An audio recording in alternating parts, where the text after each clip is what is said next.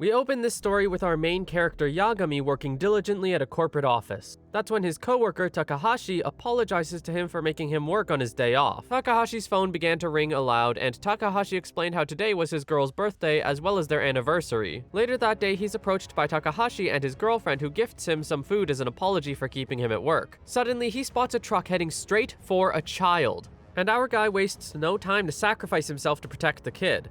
After the accident, Yagami lays there dying while grateful that he was at least able to save the little boy. He's surrounded by the weeping faces of his coworker and girlfriend, and thinks how painful it is to see them like that and says it's better to send others off. That's when he hears a disembodied voice searching through the results based off his words. Yagami continues to regret his short life and wishes he could have lived up to being 80 years old, before finally looking to Takahashi and wishing he could have passed his skills to him. The voice makes a narrowed search for transferable skills, and Yagami wonders what that voice was saying.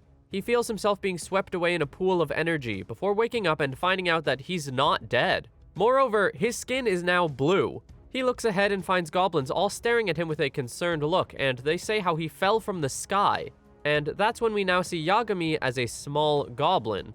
Yagami takes a moment to think over his situation and realizes that he's now the protagonist of a reincarnation story. Still, Yagami finds it hilarious that this ended up happening to him at all. A month flies by, and we see Yagami, now more integrated with his new goblin life, tending to his work. Over the past month, he learned that goblins are insanely fertile, but the downside is that they have a ridiculously short lifespan of 7 days, making them somewhat like hybrids of rabbits and cicadas. But on the upside, each goblin is born with a certain skill, and when one dies, they can entrust another goblin with that skill. And no matter how many skills one collects, only the skill they were born with can get passed on. For Yagami, his skill is human 80 years, meaning his lifespan is increased to 80 years, far exceeding that of a normal goblin. Did this have something to do with the wish he made before he died? Anyway, thanks to his skill, he was able to collect the skills of other goblins over the course of 3 to 4 generations, leaving him with the inheritance of 200 skills. But like other goblins, when he dies, only his human 80-year skill will pass on.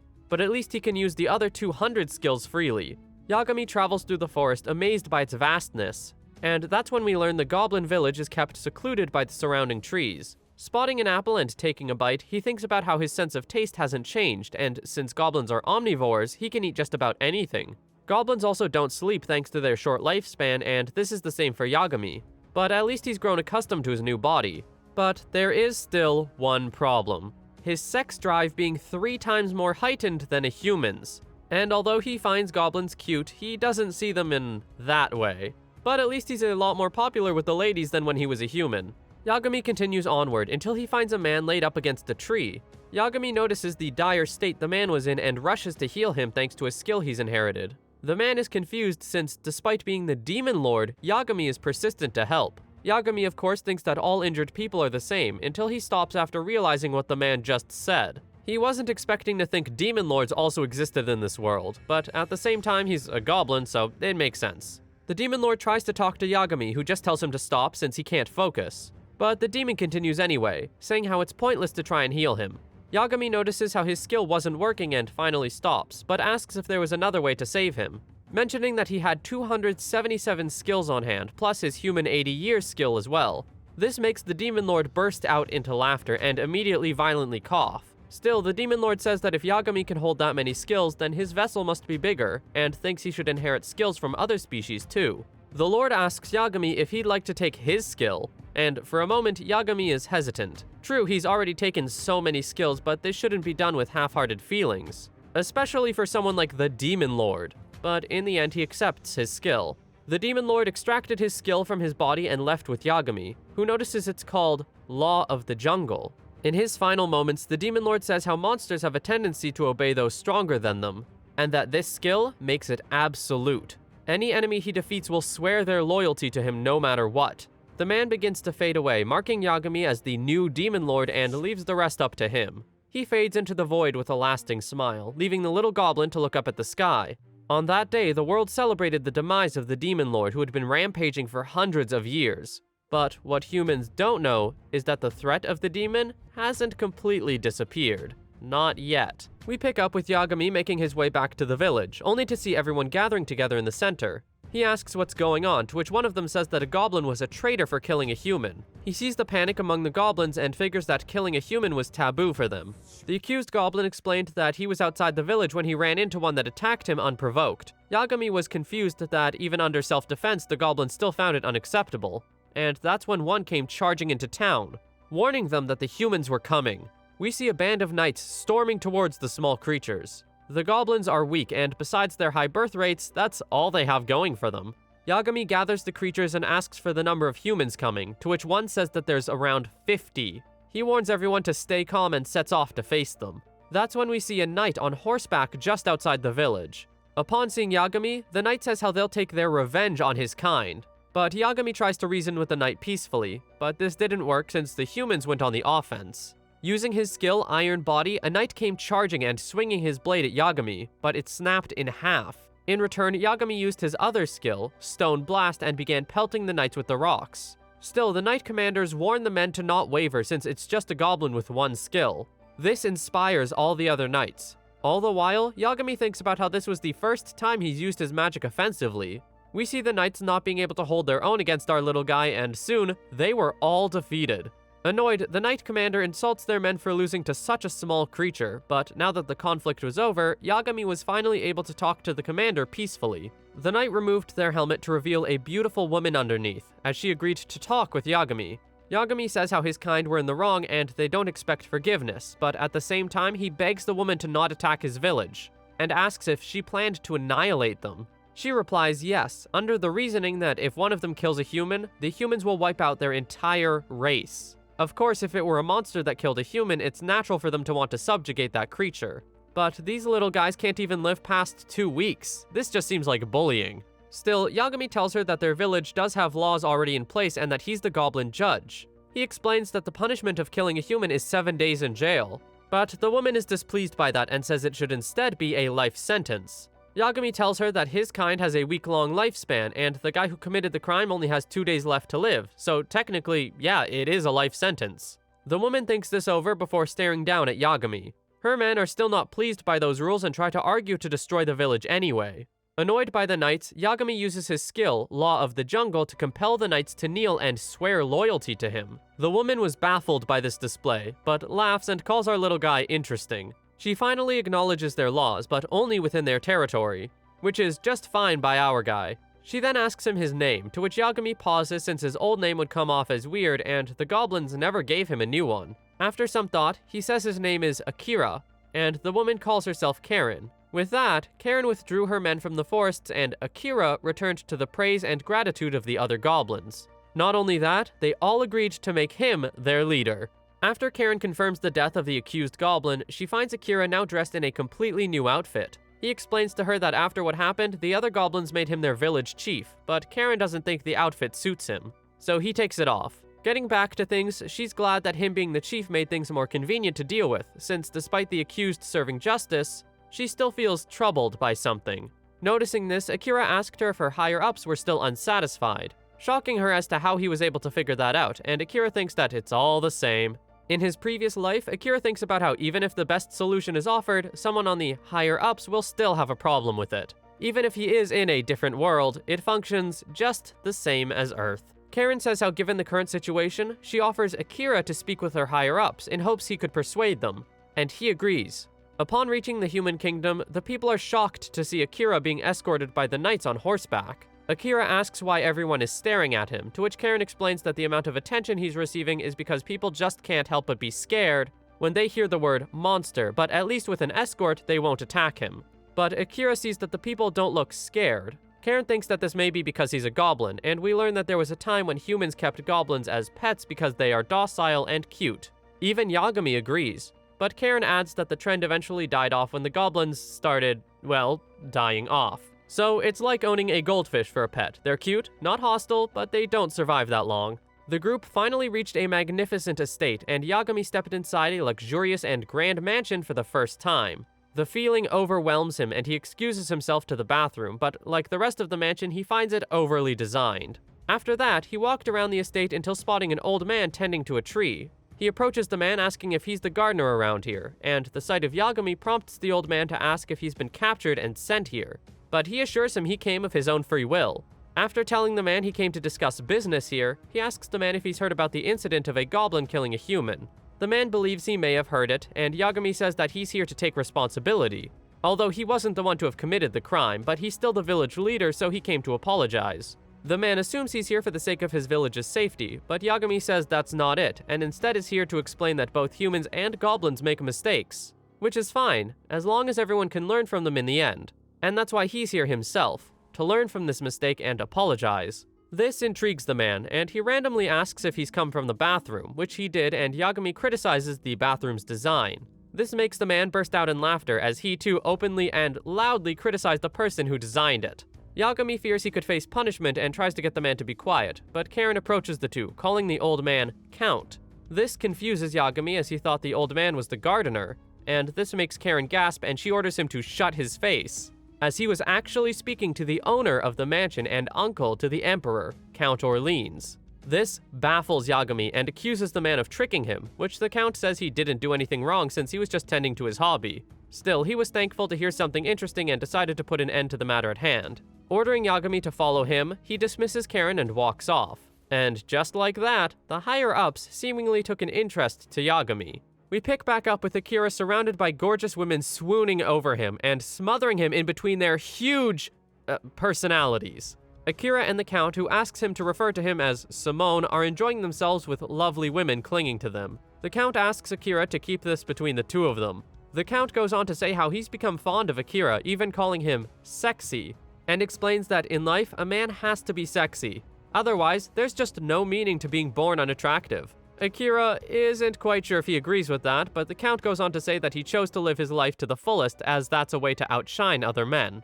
Akira asks what he meant by this, and he goes on to explain that one needs to meet a lot of people. And to fully understand women, he needs to be with thousands of them, otherwise you'll just be an inexperienced man. Akira thinks the Count is too much, but asks him how does he understand men. The Count takes a moment to think before saying he should gamble. Of course, through gambling, a man shows his true self. Akira asks if he needs to do that 1,000 times, but the Count says that once is enough. It's true that gambling shows one's true self. Someone who poses as pure and compassionate can easily become violent. Of course, all of this is just the Count's opinion, and he asks Akira what he will do to understand men. Akira takes a moment to think it over before answering to look at their failures and see if they repeat them. Obviously, it's okay to fail, but you shouldn't keep repeating the same mistakes. And to Akira, there are men who can learn from their past and those who can't. That's what he looks for. The Count is impressed by his point of view and the room falls silent. Akira feels the weight of the room since before, he was used to observing others in a fancy place such as this. But now, they're all looking at him. Luckily, the Count changes the mood and encourages Akira to enjoy himself while he still has a few days left to live. And that's when Akira informs him that he actually has a skill that lengthens his life until he's 80. This stuns everyone in the room, making Akira wonder if he said something wrong. But the Count just congratulates him, and says he would probably be swimming in women for a very long time and promises to share his dream with him. The next day rolls around and the two are very satisfied with their eventful night. Suddenly, the two witness a carriage speeding down the road towards an innocent child. Once again, Akira dives in to protect the kid, and this reminds him of his first life. But this time he stands firm and uses his skill Stonewall to conjure a structure to bring the carriage to a halt, saving the day. He tends to the small child while everyone sings his praises and honors him for his bravery. All the while, the Count hangs back near a dark alley where he calls out to a presence, ordering him to keep a close eye on Akira.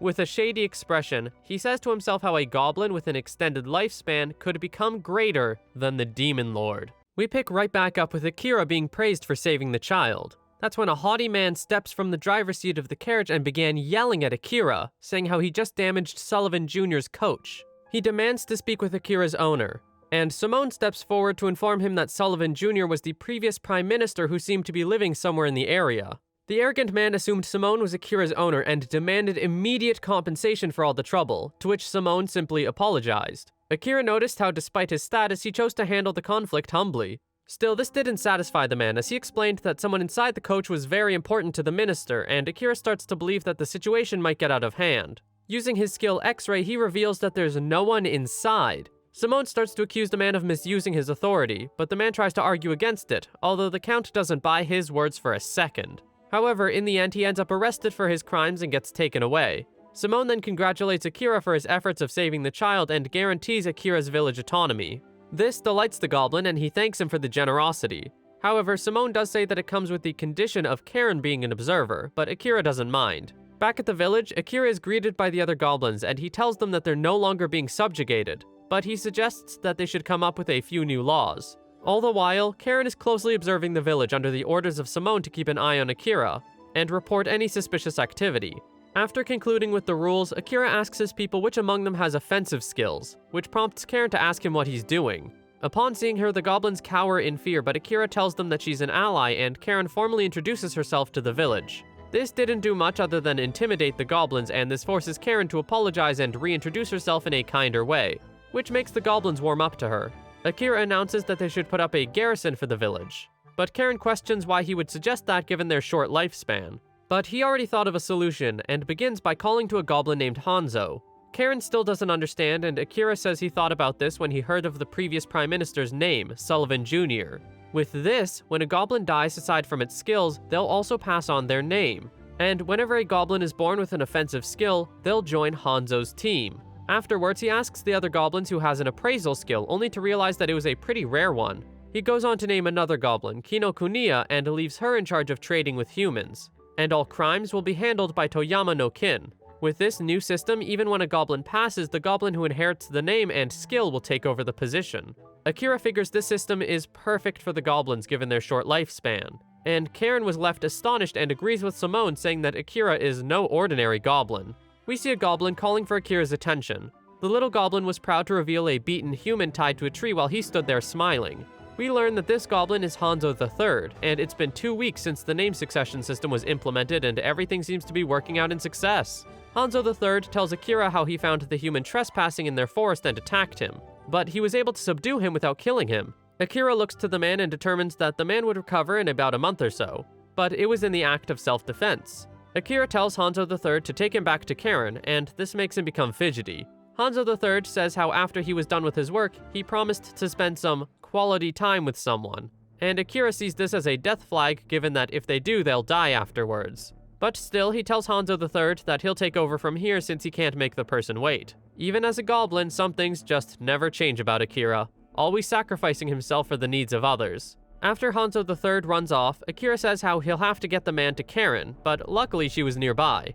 After overhearing their conversation, she says how Akira reminds her of a human who takes on another's duty. Still, she compliments Akira's new system, with him saying how despite being on the 3rd generation, he's already getting the desired results. She asks him what he means by that, and he points to the man, explaining his cuts and other injuries. Using his skills, he demonstrates them on the nearby trees.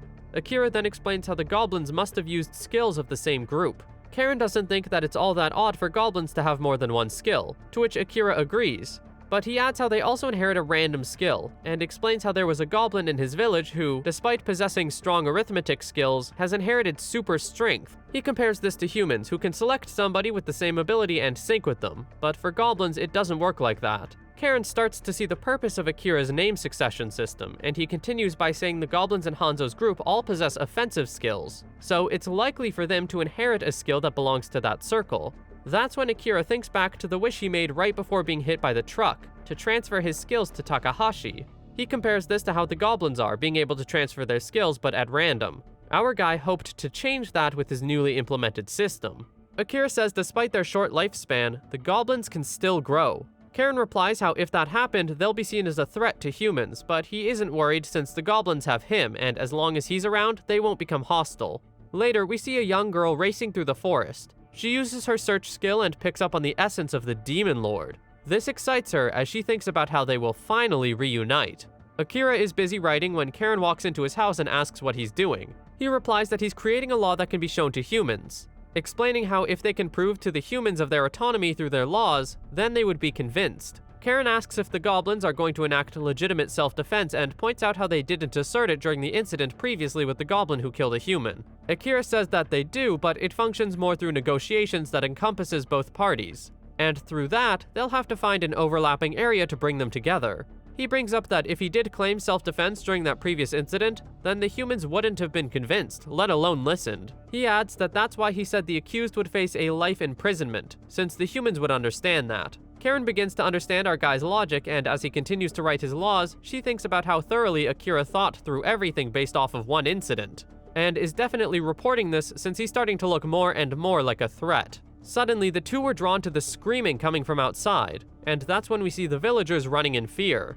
In the center of the chaos was a little girl named Kuro, who was facing off against the goblin and his shadow clones, but she easily defeats them and sends the goblin flying into a boulder. She reaches out to him while saying she demands he answers her question. Akira stops her and asks why she's doing this. Kuro asks who he was, to which he replies that he's the chief, and this prompts her to turn her attention towards him.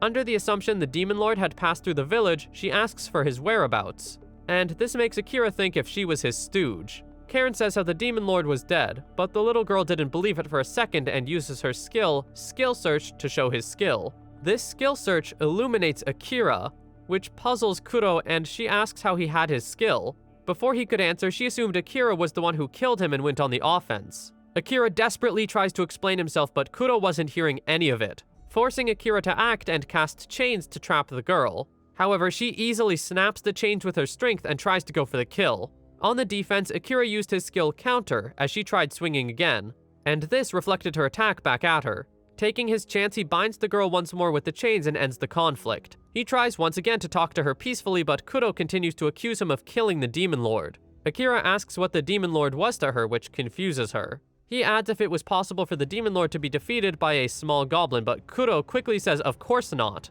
and assumes Akira pulled some kind of trick. He questions once again if the demon lord could have fallen for any trick and get his skill stolen in the first place, and this makes Kuro pause. There is just no way Akira could have outsmarted the demon lord and stolen his skill.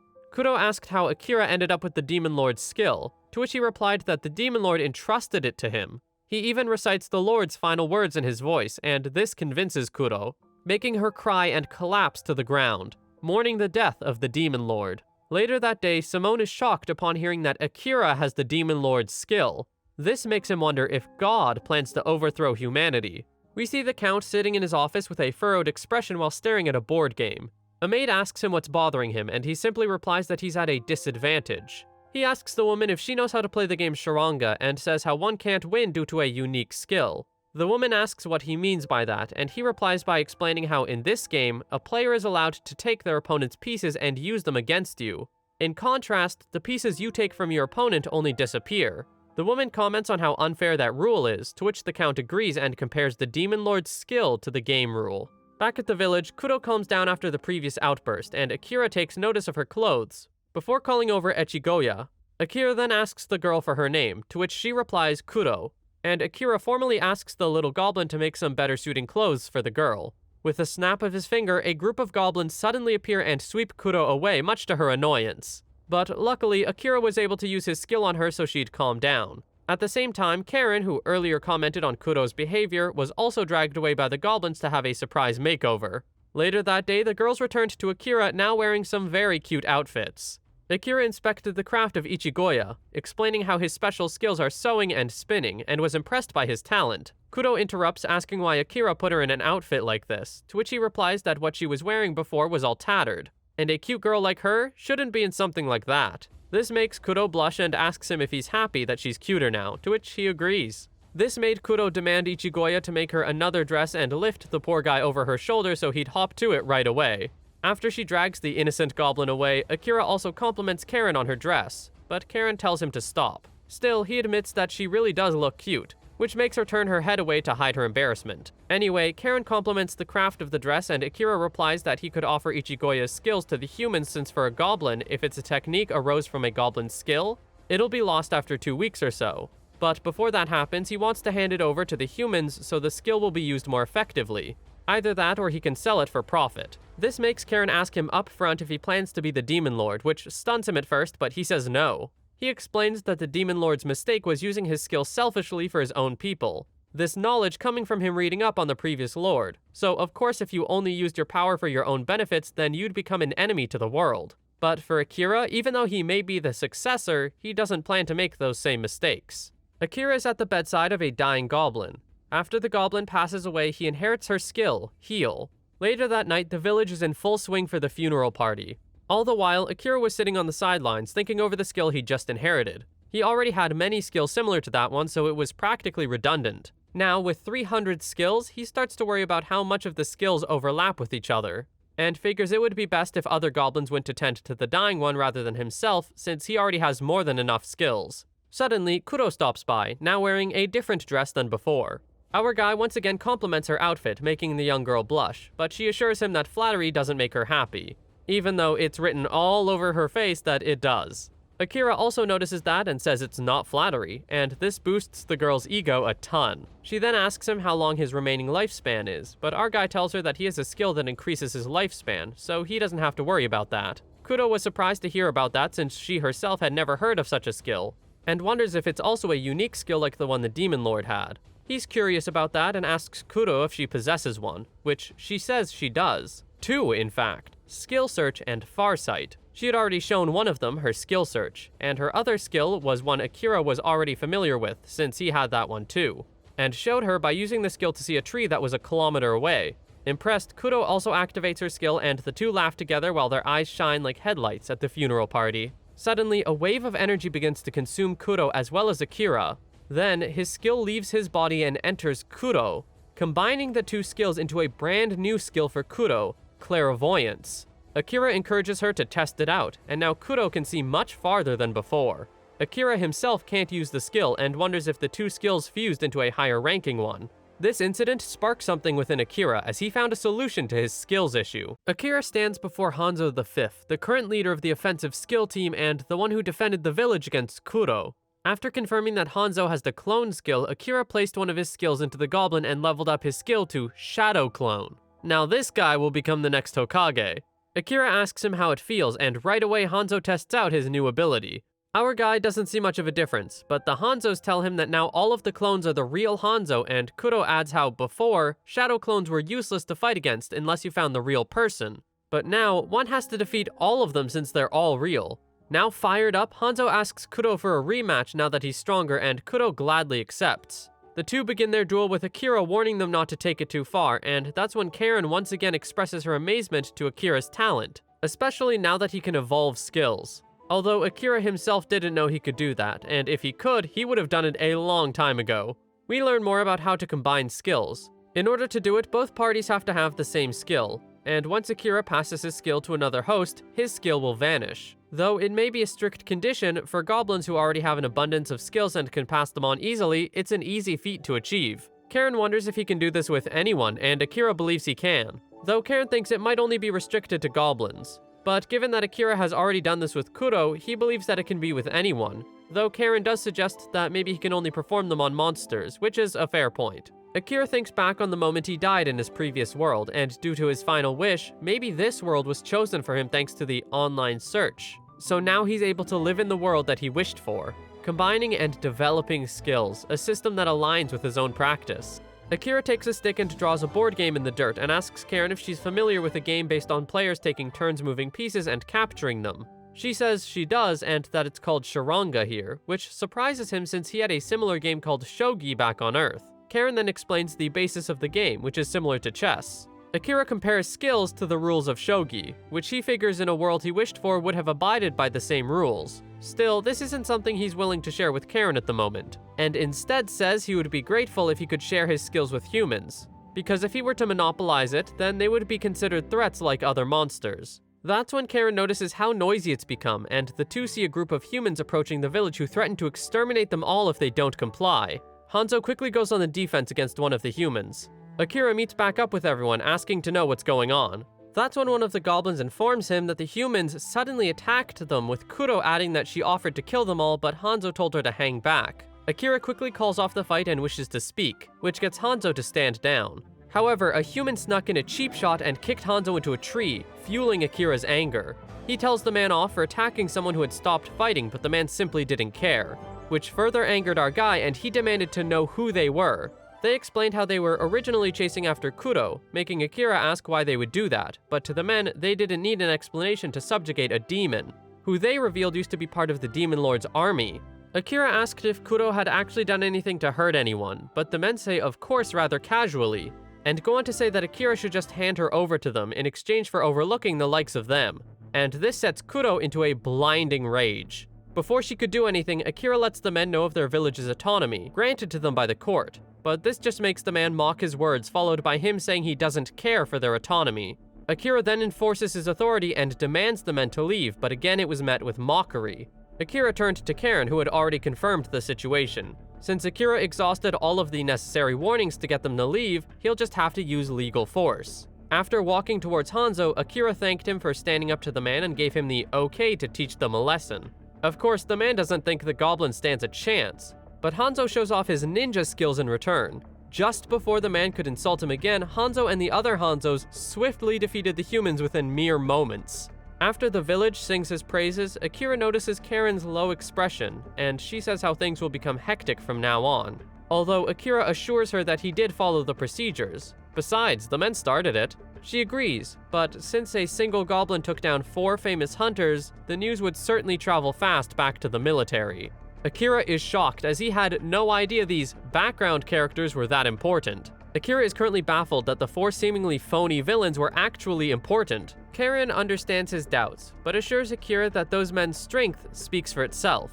That, coupled with their warlike personalities and many monster subjugations, makes them superior. Well, that was until they lost to a creature half their size, but I'm sure their status still stands. Karen wonders if Akira plans to deceive the men, but he says no, since you can't falsify power. Plus, if you try too hard to hide something, it'll only make you look more suspicious. Besides, the village fought within their legal right of self-defense, so he isn't too scared if the court or someone else becomes wary of them. But that doesn't include the public's reaction if they found out, since even if they explain that it was just and fair, it would never be enough to sway the masses. But still, Akira plans to appeal to their emotions. The next day, we see the goblins marching into town dressed in nice outfits while escorting the captured hunters through town.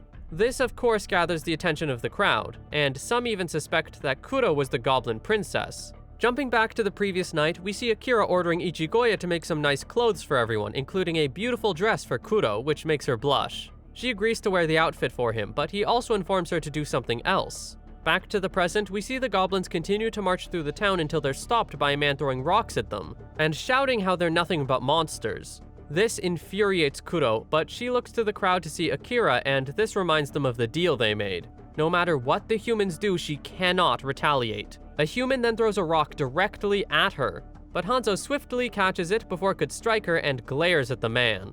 Kuro expresses how she's scared, and this makes the surrounding crowd turn on the man who threw the rock. Within the crowd, Karen says how everything seems to be going to plan, and Akira gives his thanks to Hanzo's performance, since it was crucial to the story he made up. The classic story of a knight protecting the innocent princess, something anyone could grasp. We switch to see the Count looking over the report of the goblin threat level. Leaning in his chair, he mulls over Akira's long lifespan, coupled with him now possessing the Demon Lord skill and a ploy on the humans. All in all, he figures he should prepare for something like that. We pick back up with the human hunters being escorted to the Count's estate. Akira leads Kuro to the Count's mansion, which astonishes her just by the mere sight of it. Just then, they're approached by the Count himself, who is already filled in on the plot thus far. He asked about the other goblins' whereabouts, but Akira informed him that he sent them home to either repopulate or die. That's when he realizes. Kuro and Akira know he can't hide the fact that the hunters were after her, and Kuro assures the Count that she won't cause a problem for anyone, and the Count takes his word for it. Skipping past those matters, Simone asks Kuro if he'd like to join him to have more nightly fun like before, which Akira expected from the man since that's the life he chooses to live, but at the same time, he doesn't want to involve Kuro in any of that. Suddenly, a sound grabs Kuro's attention and she uses her skill, clairvoyance, to see numerous birds with names attached to their legs. The Count compliments her sight, to which she gives her thanks to Akira for her new skill. Our guy asks what's with all the birds, and Simone takes the two to see the birds being trained by professionals. He explains this is all part of a new game trending with the women, the Nightingale bet, to see which bird is first to land on a tree branch, and that a widowed acquaintance of his is asking him to bring her a strong nightingale, which is why he's training them. Of course for something in exchange. That's when Simone challenges Akira to a friendly game and brings 2 birds to them. Akira figures he might as well, but Simone decides to spice things up by placing a bet.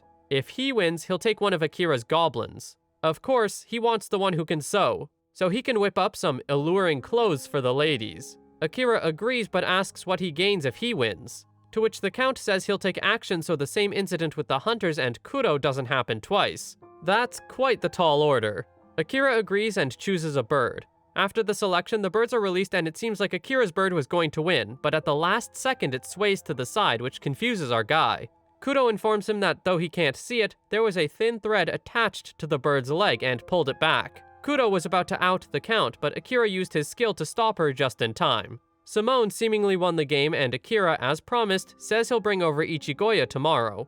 Later that day, Simone is seen signing something when Karen enters his office upon being summoned. After stamping the letter, he informs her that it was the response to the report that the higher-ups had about the Goblin threat. Karen asks what kind of response it was, to which he explains that through the little bet he had with Akira earlier, he determined that he poses very little threat. Along with that, he gives her a box to which she asks what it is. He replies it's a Goblin Slayer, a secret weapon to deal with the goblin who's grown too strong by acquiring too many skills. She asks why she was entrusted with this, and the Count replies that Akira silently saw through his trickery but still admitted defeat. The likes of him deviates too far from a goblin and is far too dangerous. We then see an impressive blade inside the box, and the Count finishes it by saying to only use it as a last resort. The Dragon Slayer, the Demon Slayer, and the Goblin Slayer. Despite their short lifespan, these creatures have the potential to inflict harm to tens of thousands of people, and those who know. We catch up with Akira telling a lone human knight to leave his village,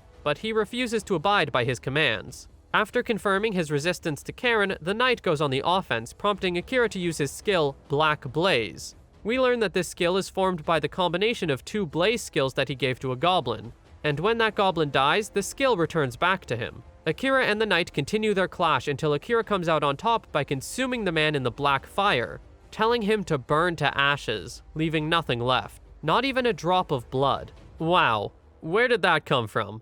Luckily, he was only kidding around since he was holding back the entire time. The knight tries to stand up once again, and Akira figures he can't let the man go since he'll just come back, and is probably basking in his own narcissism at the moment. To handle this, he uses his Demon Lord skill to compel the man to leave and never attack goblins again. Despite the more or less peaceful resolution, all Karen saw was the twisted look on Akira's face, and the words he said whilst the man was burning in the fire. It was just like the previous Demon Lord. She clutches the blade she was given and wonders if everything she's seeing is just because of paranoia. She looks to the knight who was at first fueled by his own justice, and suddenly swayed without a second thought. She'd seen the Demon Lord's skill in action before and wonders if the Goblin Slayer is enough to counter it. Will her own spirit be rewritten by Akira's command?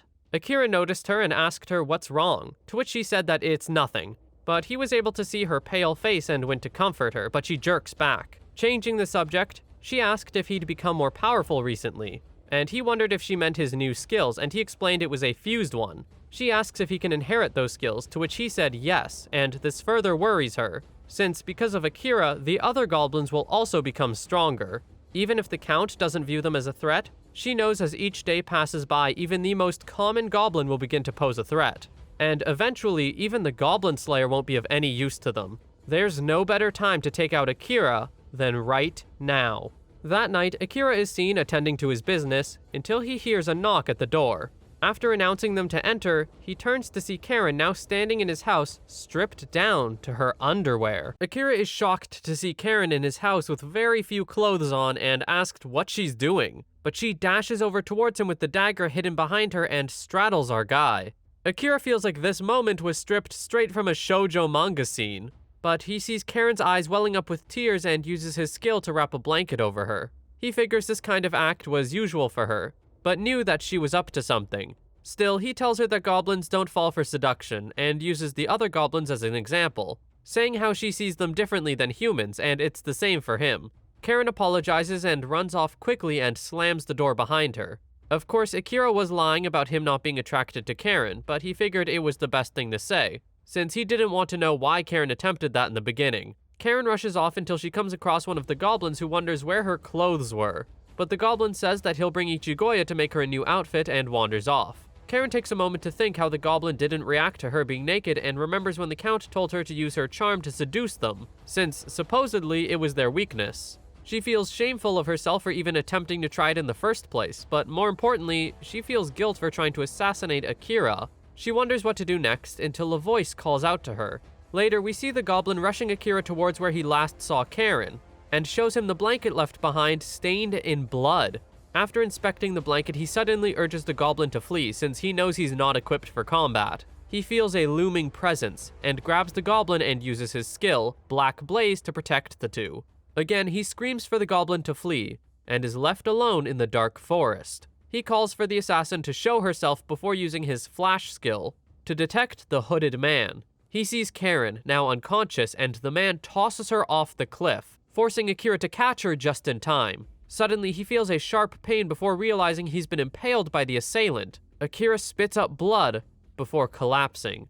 That's when we see the real Akira hanging from a tree behind the assassin. It turns out the man had attacked a shadow clone. Taking his moment, he strikes the man unconscious and sees the Goblin Slayer. He moves over to inspect it, but is pulled back by the looming sense of death. And that's when Karen informs him it's the Goblin Slayer. After the ordeal, Akira takes Karen back to his house and provides her with some clothes and a warm drink. He then asks about the Goblin Slayer, and Karen explains that if a goblin were to touch the blade, they would die instantly. Akira asks if the Count sees him as a threat after all, and Karen confirms that he does somewhat, which doesn't surprise Akira since he always knew he was a cunning old man. Karen is shocked by his lack of resentment, but Akira assures her that he understands Simone from his point of view. You can't let your guard down around oddities in the end. Still, he asked why she was beating around the bush about it, since if she was planning to kill him, why not just arm herself with a subjugation army in order to storm the village? She agrees, but adds that the Count always did things indirectly. Even if he doesn't see the goblins as threats, he always prepares countermeasures. In the end, they can ask the Count about his true intent. That night, we see the Count acknowledging Karen's failed attempt. She apologizes for her failure, and the Count asks if Akira came here to seek revenge. But he says that he's only here to hear the Count's side of the story, which surprises the man. Why was the Count avoiding confronting Akira directly? Simone explains that goblins are extremely adaptable to their environments to ensure their survival. For instance, if the land is too hot, then they'll become more resistant to the heat, and so forth. Even if their surroundings suddenly changed, after a month or so, they would have already developed the traits to survive just fine. Basically, they took the theory of evolution and cranked it up tenfold. Simone adds how 50 years ago, the goblin race was on the brink of extinction, and there was once a time where humans actively hunted them.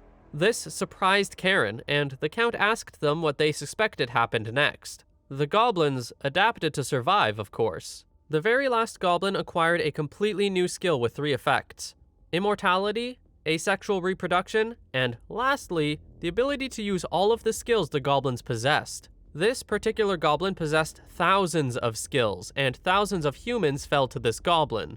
As time went on, that story fades in history.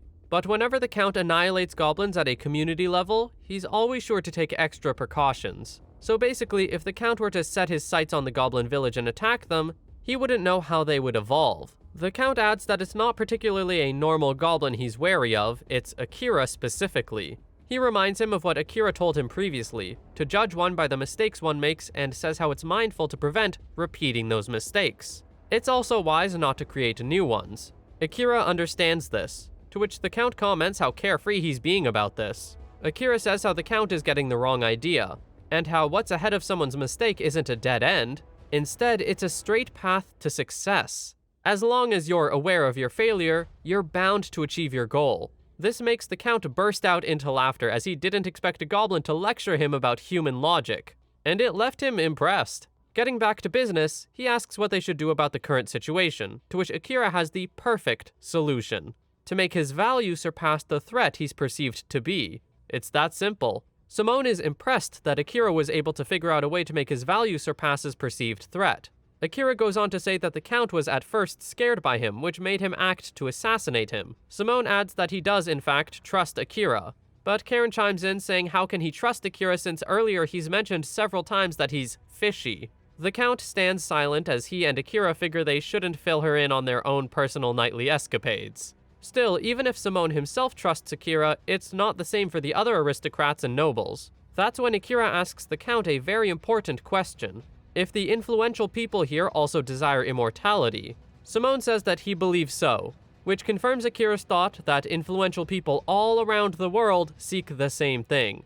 And this seems to apply for the higher-ups here in this world, too. Simone asks Akira what he plans to do about it, while also hoping that he doesn't try to pull a scam. Luckily, Akira isn't looking to do that. Thinking to himself, he says how if it's true that influential people seek immortality, then it's also true that there would be people who cloud their minds with wishful thinking.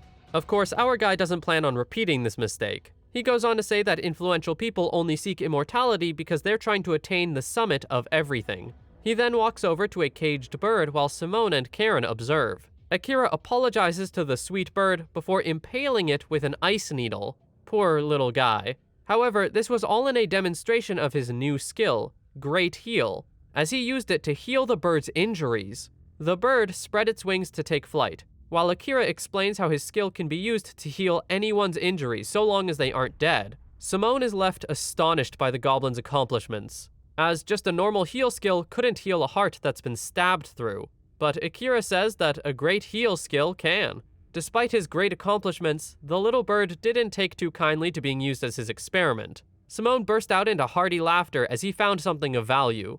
Akira agrees, since if the two become allies, then he'll become an indispensable lifeline. After all, you'll never know when a human might get injured. Like, for instance, getting isekai'd by a truck or something like that.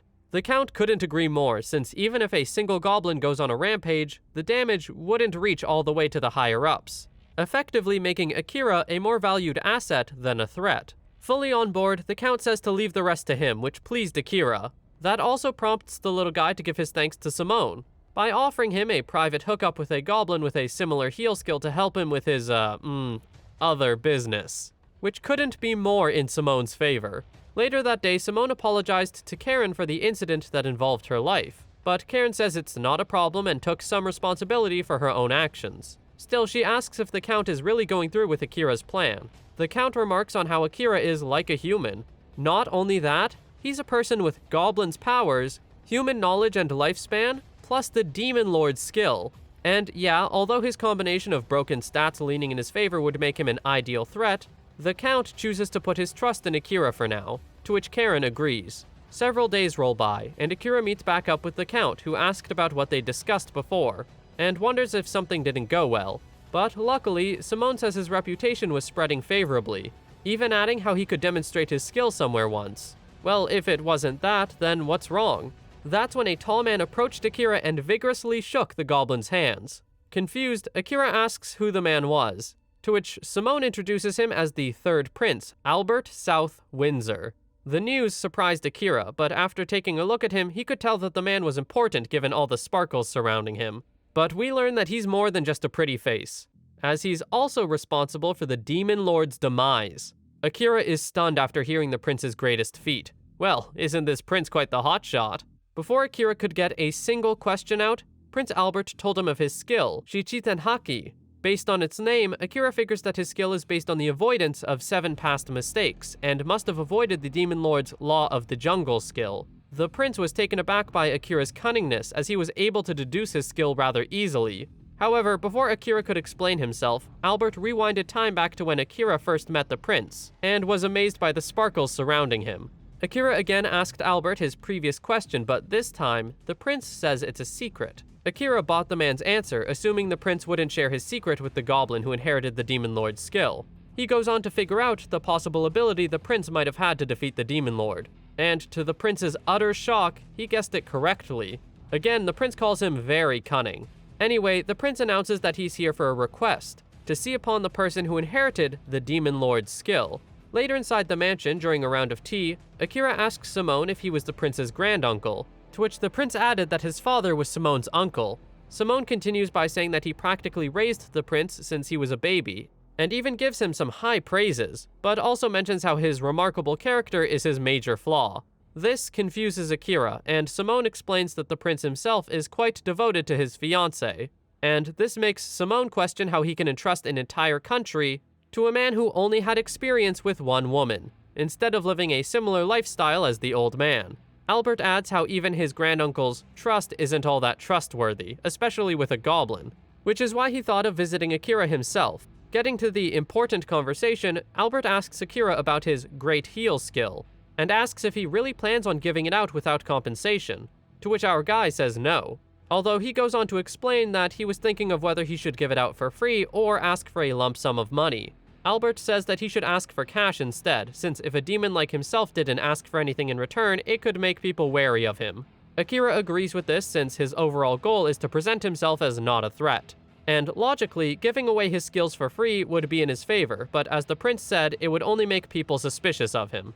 Albert suggests that if he were to give it to small villages, then it should be fine, to which Akira agrees and settles with only charging the higher-ups for money.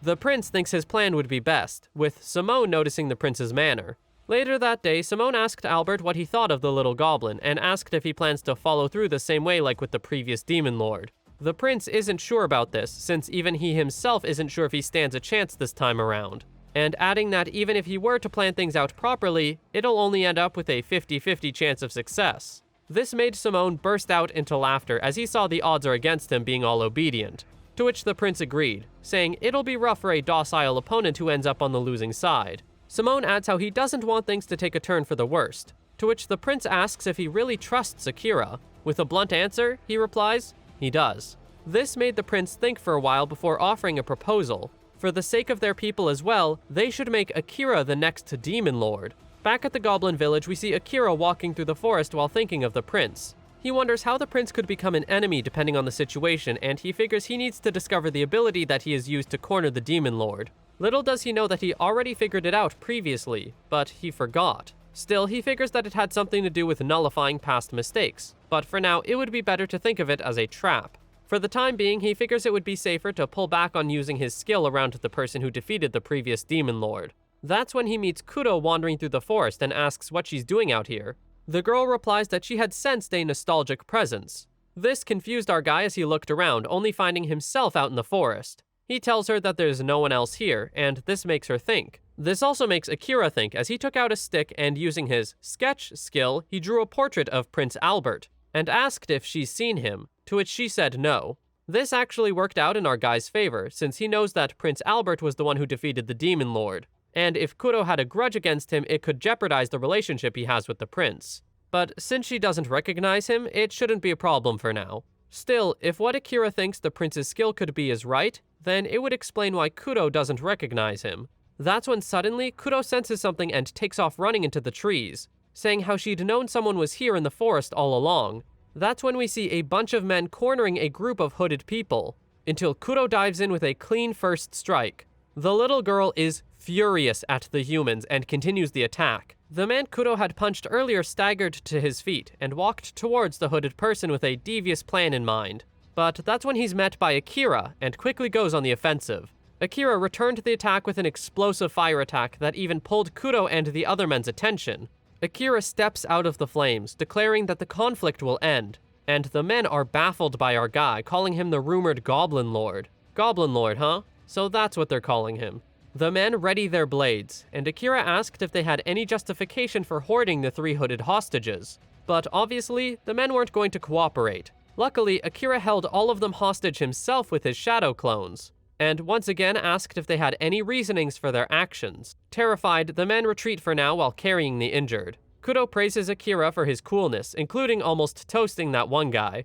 Akira turns his focus back to the hostages and asked who they were, to which Kuro said that they were her allies, Eirene, Deke, and Unomia. This shocks Akira since that means that those 3 are allies of the Demon Lord's army. Akira and Kuroe arrive just in time to help. Eirene and Unomiya are seriously injured, but Akira uses his powerful healing abilities to tend to their wounds.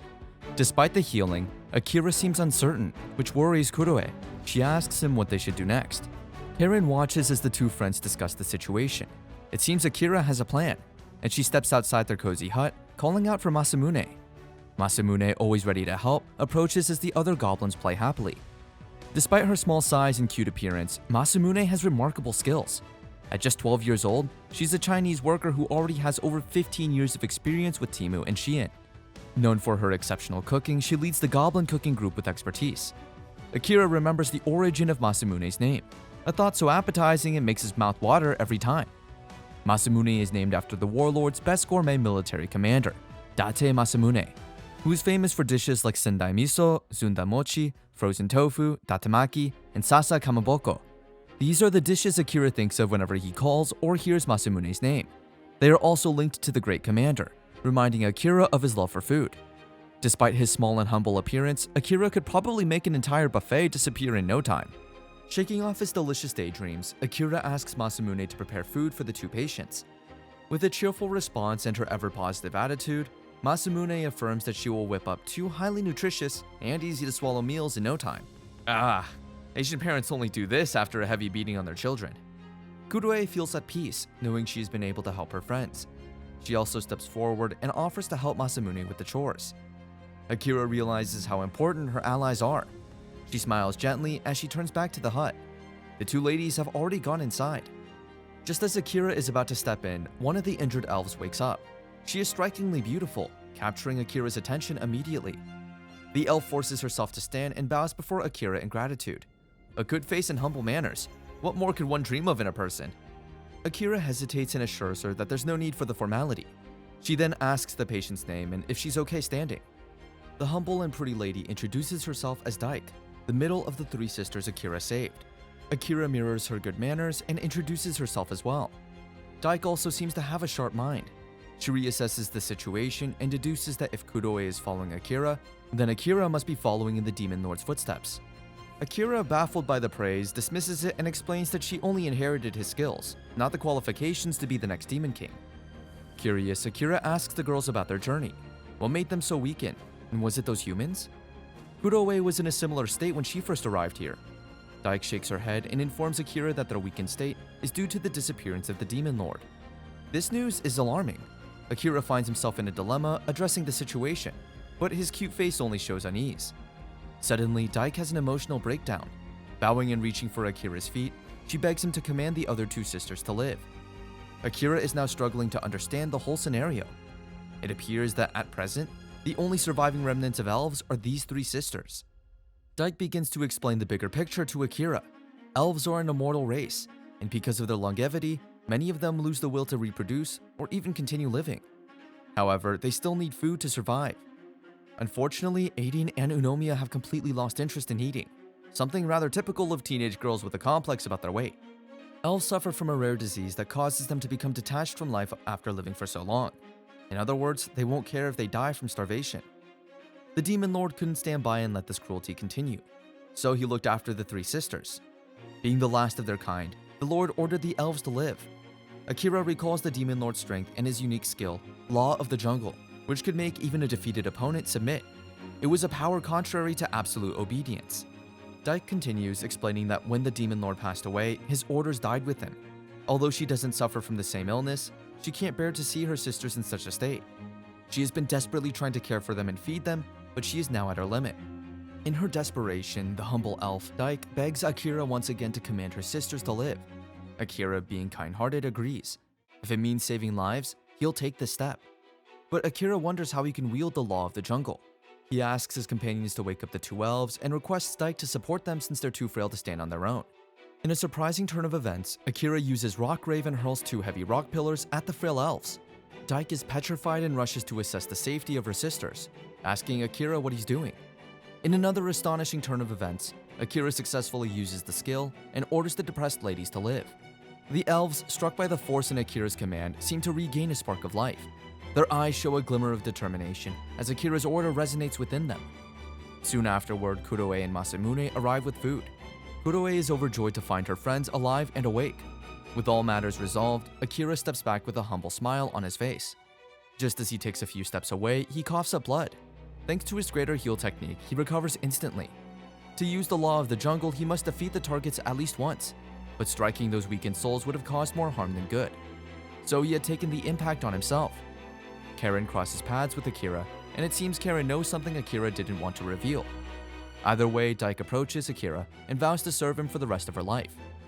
After all, the debt Akira has brought upon her is immense. Daik is at a loss for words, deeply grateful for Akira saving her sisters. Akira brushes off the praise, saying he only did what was right. With everyone gathered and the situation under control, Akira feels a sense of relief. Her friends are safe, and new bonds of loyalty have been formed. As they all settle down to eat, the mood lightens. Akira watches over his friends, his heart filled with gratitude and determination. Akira calls Echigoya, another small but not random goblin. This goblin has over 14 years of experience working in the clothing industry for Shein. Akira asks Echigoya to make clothes for the three elves he saved, as their current clothes are all tattered. Despite their beauty, they deserve some dignity. Afterwards, Akira asks the other three goblins to prepare a bath for the fallen angels. They're just so pretty. Akira returns to his hut, where Karen is chilling and reading. Akira asks her to contact Simone since he has something important to inform him of. He's being considerate of the 3 elf sisters and is taking custody of the former demon lord's army's elf sisters. Karen asks if Akira will report this himself as well, aside from her own report. But Akira wishes to make it clear that they are under his protection. Meanwhile, the elves and the little goblins head towards the bath, having a fun time in the water. Akira doesn't want the elves to lose credibility by being assaulted again. Karen, understanding this, promises Akira her full support. After a while, the goblins joyfully return to Akira. Echigoya has made dresses for the elves, and they look astonishingly beautiful on them.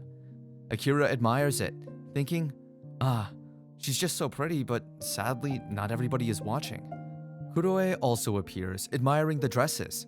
She commends the sisters' outfits, but declares her own dress to be prettier.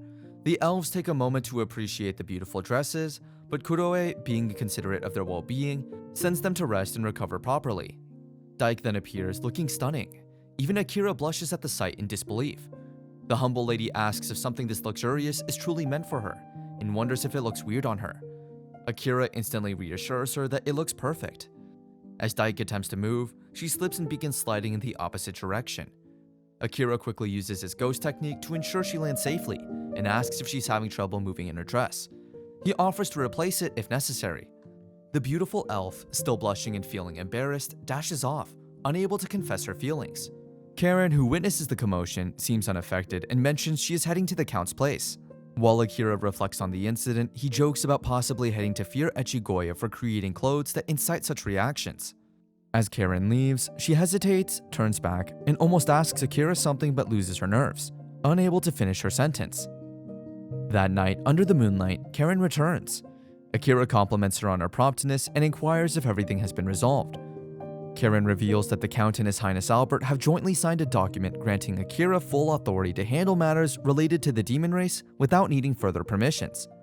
Karen herself is surprised by how quickly the process has been completed, suspecting that something similar might have already been in motion. Akira is taken aback by this revelation, as it has indeed happened, but the situation is complicated. After a while, Karen changes into a stunning princess dress. Akira asks her why she has chosen to wear it again. Akira asks Karen if something has happened, noticing that she is dressed like a noble lady. Being his usual mischievous self, he takes a 3D scan of her and notes that her aura seems different from before. He compliments Karen on her attire, believing it's courteous to acknowledge when someone dresses up for you. Our man is rizzing 4 girls at once, what a shock! While he doesn't know the exact reasons behind Karen's choice of clothing, it's clear she is dressed like this on her own accord. This is a stark contrast to the revealing clothes she wore last time. Akira's thoughts drift back to his previous life as a human, where he used to praise his subordinates for small things, which motivated them. Returning to the present, he praises Karen again, admiring her beauty, which seems to be enhanced by her elegant dress. Karen blushes and asks if Akira truly means what he says. To prove his sincerity, Akira offers to have a new dress made for her and calls out for Echigoya. The other cute goblins inform Akira that Echigoya has gone to pick some flowers. Since there are no signs of Echigoya, Akira asks Karen to help him search for him. Karen hesitates at first, but Akira casually takes her hand and they rush off to find Echigoya. The wind is quite fierce today, making it a bit challenging for Karen to keep her dress in place. Meanwhile, Akira casually glances at her, his thoughts hidden behind a blush. Karen asks Akira if he really knows where Echigoya is, to which Akira replies that he's familiar with the cotton fields in the area, which is likely where Echigoya will be.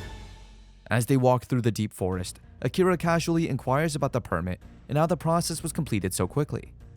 Karen explains that she had sent the notice the same day Akira was granted custodial protection over the elves. Akira responds that this swift action was expected. He then wonders about the prince, asking Karen what kind of person he is. Karen describes the prince as a flawless man with numerous achievements and no stories of failure. She says he is highly esteemed, and the prince's reputation is impeccable. Akira assesses the situation and concludes that Prince Albert's abilities might be more than just specific to dealing with the Demon Lord. It could involve something that negates or corrects mistakes, similar to a save function in a video game.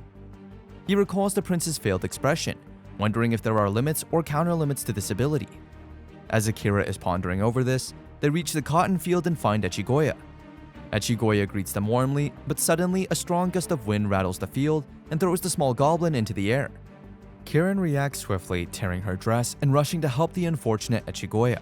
It seems that Echigoya's lightweight frame made him more susceptible to the wind.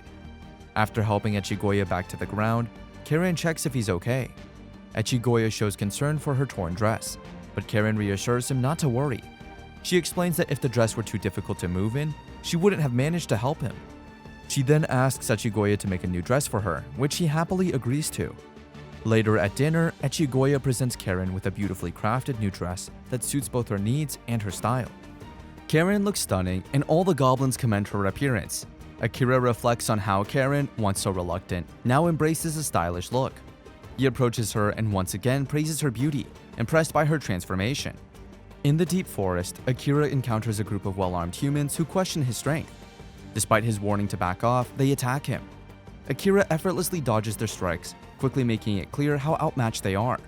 The humans try to employ some strategic maneuvers, although they still need refinement.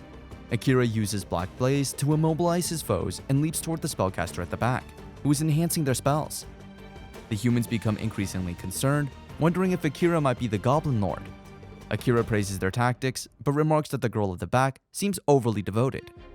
The humans, now desperate, tell Jessica to act. Akira notices that his flames are ineffective against the humans, so he switches to an ice spell. The humans mock his aim, but soon realize he was targeting their weak spot to end the fight quickly. With this attack, Akira remains victorious, having immobilized the humans who were attacking the goblins. Karen, observing the scene, asks if Akira has grown stronger. It's clear that he has. However, the persistent human attacks suggest that nothing can stop them as long as Akira remains a goblin. Akira asks Karen what she meant by her statement. Karen explains that Akira drove away all the trespassers without major injuries, which might encourage others to attack the goblins for the chance to earn a title for themselves. To deter further attacks, they need to project themselves as terrifying. Akira and Karen brainstorm ways to make themselves seem more intimidating to humans. They come up with the idea of tattooing the foreheads of defeated humans with symbols of their defeat by goblins. Karen remarks that she has never heard of such a scheme before. Akira wonders if the concept of tattooing even exists in this world.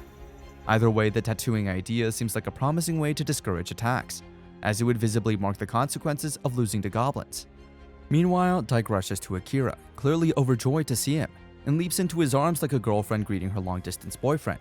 She asks if he's hungry. Dyke reveals that she learned to cook from Masamune. Akira praises her for her efforts and agrees to try the food. Blushing with excitement, Dyke runs off, her heart racing. Akira considers that Dyke might have trouble moving in her tight clothes and thinks about getting her looser garments. From behind a tree, Unomiya appears. Akira greets her and inquires about her well-being, but she responds coldly, saying she will never hand over her sister to someone like him. Just like her sister, she runs away. After Unomiya flees, her remarks about never letting someone like Akira have her sister leave him puzzled. It's probably just teenage hormones causing her to say such things. Later at dinner, the aroma of delicious food fills the air. Akira approaches the gathering and asks what has been prepared. Dyke, blushing, offers him a bowl of stew, hoping it will be to his liking. Karen expresses that she has never even seen this dish before and inquires about its name. Masamune proudly announces that it's her specialty, called Matsume stew. Akira, curious, asks if it's similar to nikujaga. Everyone seems confused by the term, leading Akira to conclude that nikujaga isn't known in this world. After tasting the stew, Akira is overjoyed and praises Masamune for the excellent flavor. He then asks Dyke if she helped make the meal, and she hesitantly confirms. Blushing, Akira reflects that Dyke would make a great wife one day. Her cooking skills combined with her charming demeanor are impressive. Meanwhile, Kuroe boasts that she can make such soup every day, seemingly motivated by her admiration for Akira and perhaps a bit of jealousy. To quell the commotion, Unomiya steps in and demands her sister's attention like a teenage girl obsessed with her senior. She pulls Dyke away from the gathering, sticking her tongue out at Akira in a gesture of annoyance. Akira muses that he's being treated like an enemy, while Karen expresses surprise at Unomiya's personality. Akira blames the elf's apparent indifference on a sickness that makes the creatures seem apathetic. Switching his focus back to Masamune, Akira praises the stew but suggests adding honey sugar next time. Everyone is intrigued by this idea. Karen comments on Akira's impressive knowledge of cooking, which is perhaps a remnant of his past life. A goblin hands a bowl of the appetizing stew to Karen, who is equally impressed by the taste. The goblins are thrilled and eagerly request Masamune to teach them how to make the stew. They surround their mentor and enjoy a peaceful time learning the recipe. Karen asks about the ingredients and how they acquire them. Akira explains that Echigoya has been gathering resources and meat while battling around town. He adds that Echigoya is so skilled that even humans admire his clothing. Akira then asks Karen if she can handle bartering. She confirms she can appeal to the Count if needed. Akira appreciates her efforts, emphasizing that trading requires mutual trust. If that doesn't work, then it simply doesn't work. Despite the challenges, the Goblin village isn't at a disadvantage. Karen remarks on Akira's knowledge of both cooking and business. Meanwhile, Dike stops Unomiya and asks her what's troubling her. Unomiya gestures towards a field of beautiful flowers, which Dike admires. She realizes her sister loves flowers, and that was why Unomiya took her by the hand to this place. Dike compliments Unomiya for her thoughtfulness and wonders if Akira would like the flowers too. Dike then asks Unomiya to help her gather some flowers to decorate their home. Unaware that mentioning Akira has upset Unomiya, Dike is surprised when Unomiya calls her a stupid softie and runs away. On her way back, Unomiya crosses paths with Akira, and in a burst of frustration throws the flowers at him. I wish someone would throw flowers at me. Even that way works. Despite the gesture, Akira responds with maturity and kindness, assuring Unomiya that no one would dare take her sister away from her. Yes, a bath scene. This manga wouldn't have been complete without one. Unomiya rubs her big sister's back with soap, ensuring she doesn't feel itchy. Dike thanks Unomiya, saying she feels great. After all, having someone scratch your back does feel like heaven, especially if it is Dike. After pouring the water down her back, she gets ready for her turn. Big sister Dike begins to wash Unomiya's back while she hums a song. Looks like someone is preparing for her debut. She smiles at her sister and says she's glad Unomiya is back to her usual cheerful self. This comment almost makes Unomiya sad, and she apologizes to her sister for making her worry. Dike smiles that it's alright to feel off sometimes, and it's understandable since they're elves. It's common for every being in this universe. Her eyes turn into crescents as she smiles widely, saying that above all, her sister looks the best when she's cheerful. This compliment puts a huge smile on Unomiya's face, and she promises to be more cheerful from now on. Unomiya looks at the bathhouse and wonders why it looks like something she'd only seen in the houses of human or demon aristocrats. Yet there's one here in this ordinary goblin village. Dike argues that this is not an ordinary goblin village, it's a village governed by Akira-sama. This fuels Unomiya's jealousy, as she's tired of hearing her sister talk about him. Her sister adds that it's him who said it's important for a bath to revitalize both the body and spirit. This angers the little sister, which results in an outburst where she says that he only inherited the Demon Lord's power and is still no different from any typical goblin. Later, Akira patrols around the forest. Although Hanzo's team is responsible for patrols, he has been doing rounds himself. Someone has to keep an eye out for those sneaky humans. He notices Unomiya and scolds her to not walk around all alone. She ignores his concern and asks if he's patrolling the forest or on the lookout for humans. Akira can't help but feel that being a village chief is a lot like being a babysitter. He notices that she ignores his question but doesn't dwell on it, and instead agrees with her reasoning. Unomiya is shocked, and she wonders that if he's the Demon Lord, he should leave the grunt work to his subordinates. Akira replies that he's no Demon Lord, he's a village chief. Since it hasn't been long since he became the leader of this village, he's still setting up the structure. Since the structure would help coordinate everyone else with the responsibilities, and the Demon Lord wouldn't be the one in charge of everything at once, but since it is still in progress, Akira wishes to do the rounds. She mocks him for not using his inherited powers at all, questioning the point of having them. God, this girl is rude AF. Akira fakes a smile as Unomiya doesn't listen to him. They both flinch at a man's voice who screams his desire to kill Akira once and for all. Not exactly the kind of fan interaction Akira was hoping for. Akira panics seeing a human with a sword twice his size. He orders Unomiya to hide as the man cries out, because of Akira, he's a laughingstock. It seems people have mocked the poor man for being a sore loser, and if anyone dared to enter the forest, they would end up like him. Akira wanted this. It seems Mother Nature answered his prayers. Even though he pities the big man, but for some reason, he doesn't feel bad about it either. He lifts his sword to kill Akira, but the Demon Lord uses his Chungal power to hypnotize the adventurer, telling him to never come back. The man lowers his sword as expected and obeys Akira. This whole scene terrifies Unomiya, who's been watching from behind a tree. After the man leaves, Akira asks if she's alright and tells her to come out. He worries again, saying she looks pale and should get treated right away. She screams that she's fine. God, what is with this girl and screaming? Nonetheless, Akira escorts the girl back to the village. During their journey, Unomiya is shocked, wondering why he hasn't used his powers on her. She keeps disobeying him, yet he won't shut her up with his Demon Lord power. Akira pauses for a moment, thinking of a better response, and says that she doesn't bring him any harm. She's eating her meals properly and getting enough sleep, so there's no reason to suppress her completely. Akira repeats what her sister said. that Unomiya looks the best when she's cheerful, because everyone loves a cheerful elf, especially when they're not plotting against you. Unomiya keeps denying him over and over again, insisting those words are unacceptable. Akira wonders if elves go through puberty as well, because if they do, he's not prepared for that. Villagers see Dike and Akira preparing for the upcoming singing show. They all gather around them. It seems Dike is feeling a panic attack. Akira chuckles and assures her not to be nervous. He then proceeds to use his skill, Fusion Power, on her. Dike feels a surge of motivation within herself. She gets ready and starts singing, captivating everyone with her beautiful voice. When she finishes, she turns around to see everyone just dumbstruck. It's like the village just got its version of Elves Got Talent. She almost feels sad, thinking her singing is bad. But Akira smiles and says it was so good that it overwhelmed everyone. She has a wonderful singing voice. The kind that makes you forget you left the oven on. Sarcasm intended. Dike cheers up at this compliment, and Unomiya, the bratty girl, starts to throw a tantrum. We aren't surprised at this point. Unomiya almost curses at Akira for using it in the first place. Akira sweats, feeling a bit nervous. The bratty kid clarifies that her big sister has always been good at singing, so it's not because of him, so no point taking the credit. He chuckles and asks if she wants him to fuse her skills too. Kuro jumps into the conversation, telling Unomiya to give it a try since it'll be a life changer. Before Akira can ask her what skills she has, Unomiya runs away, screaming she doesn't want any bit of it. God, this girl is starting to get on her nerves. Kuro thinks he's spoiling her too much. Akira shakes his head, saying that Unomiya has her own set of difficulties, and it's best to give space to those undergoing puberty like her. It seems it will take a while before Unomiya joins the social circle. Later that night, Akira hears a knock on his door and invites the person inside. He sees Irene and inquires about her health. Irene, the eldest of the elf sisters, has been resting all this time, probably dreaming of a world where his sisters aren't constantly in crisis. She sits on his bed, saying she heard from Dike that they were saved by the power he got from someone. He wonders if she ended up in this forest searching for him.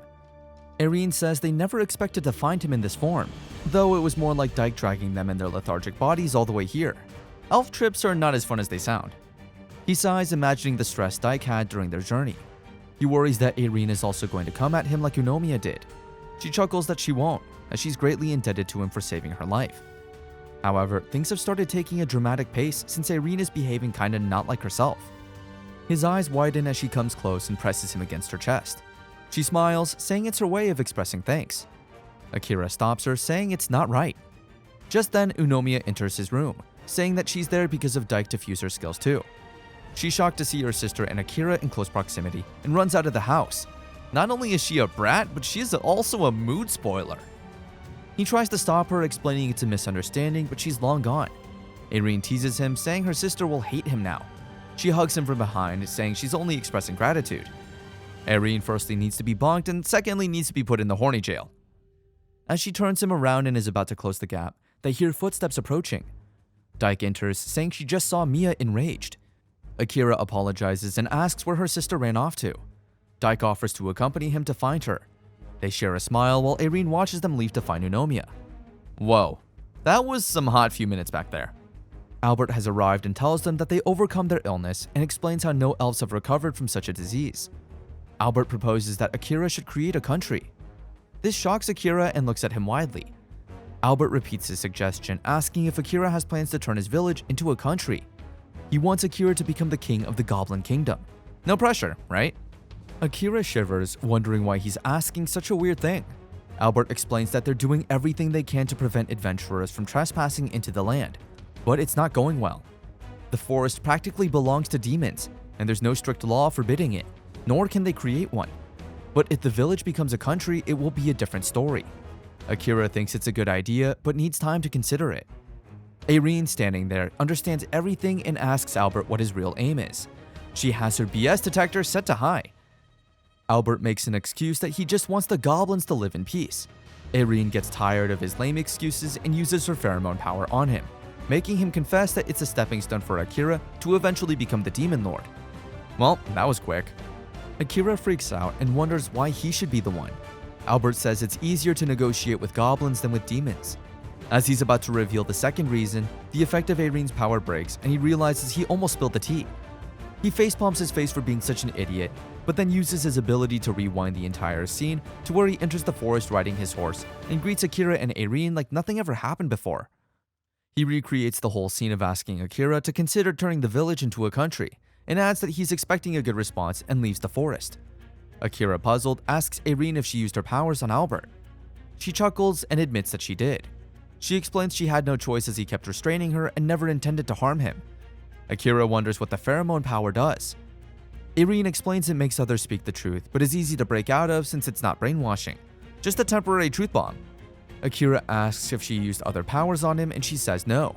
Akira concludes that Albert's ability is the rewinding type, which makes him dangerous. Well, time travel does tend to complicate things.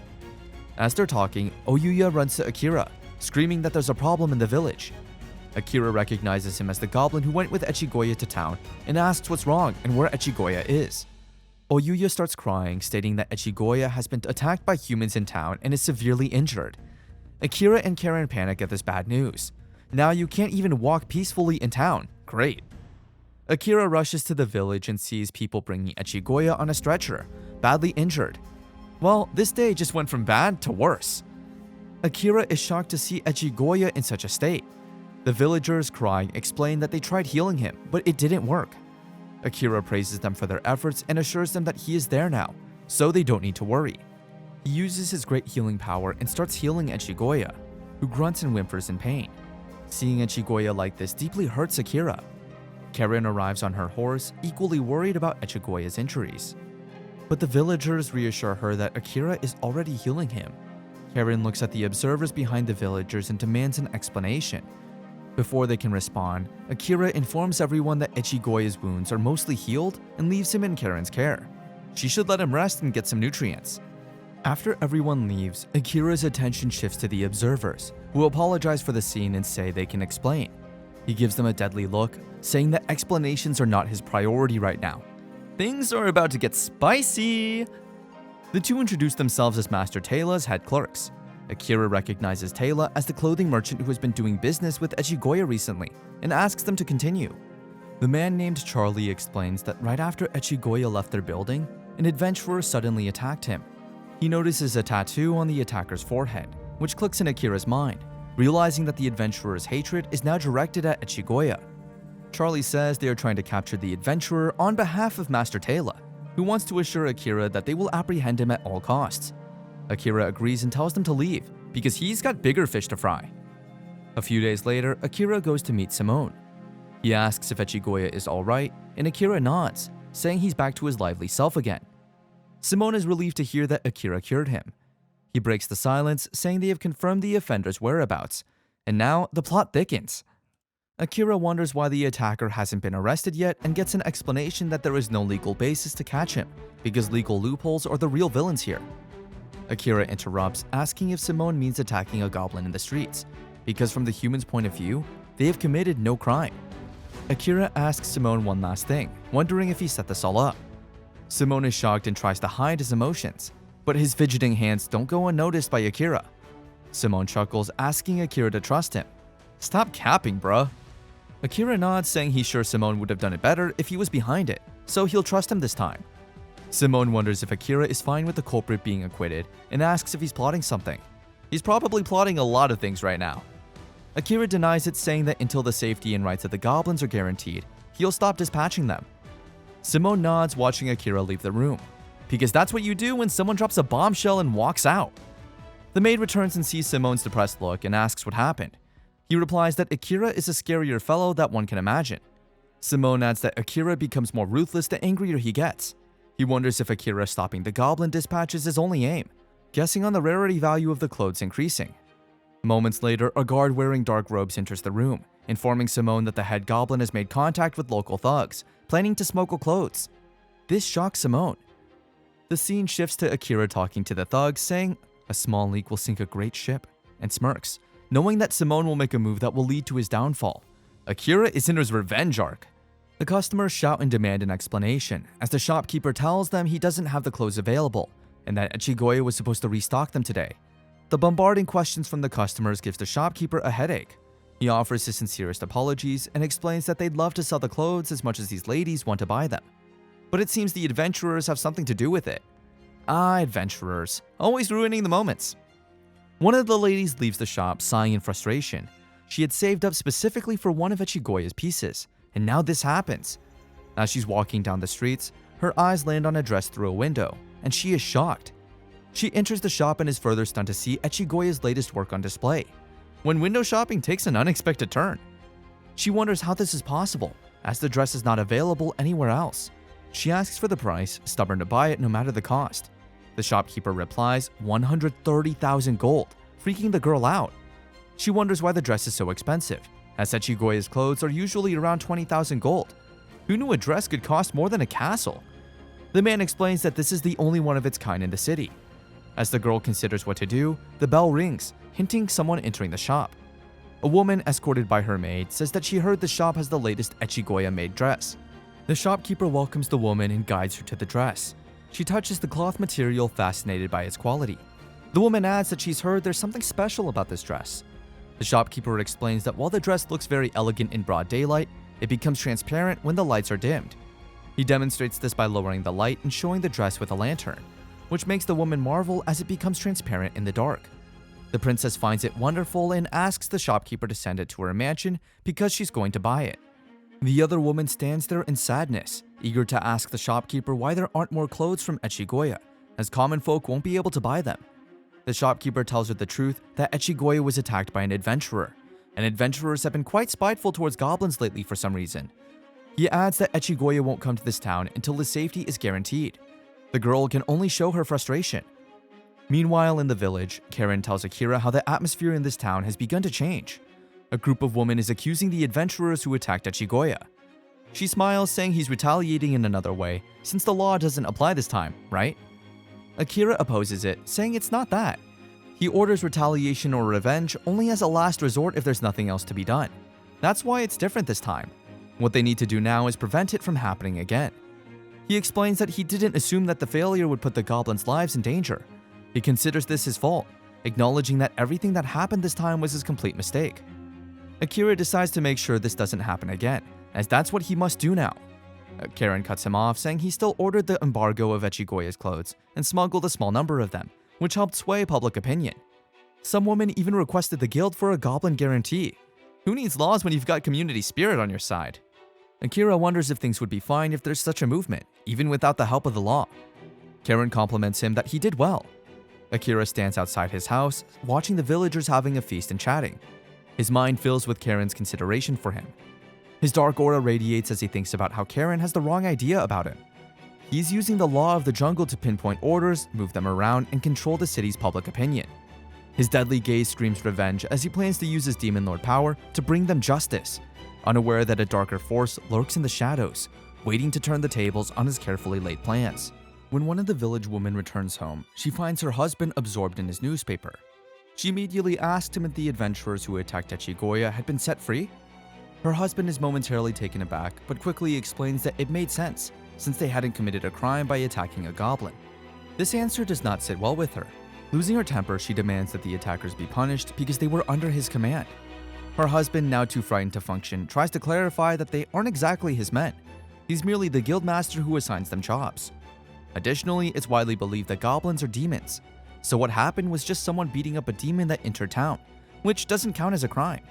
Her husband also points out that he doesn't have the authority to punish anyone anyway. His wife is furious and demands he repeat that goblins are demons. How could he call such adorable and innocent creatures by such an awful name?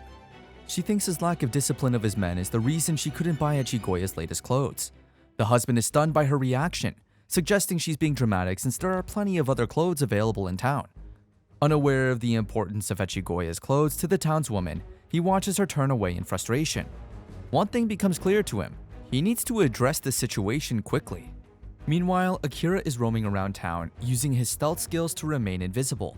Given recent events, a goblin walking through town would certainly cause a commotion.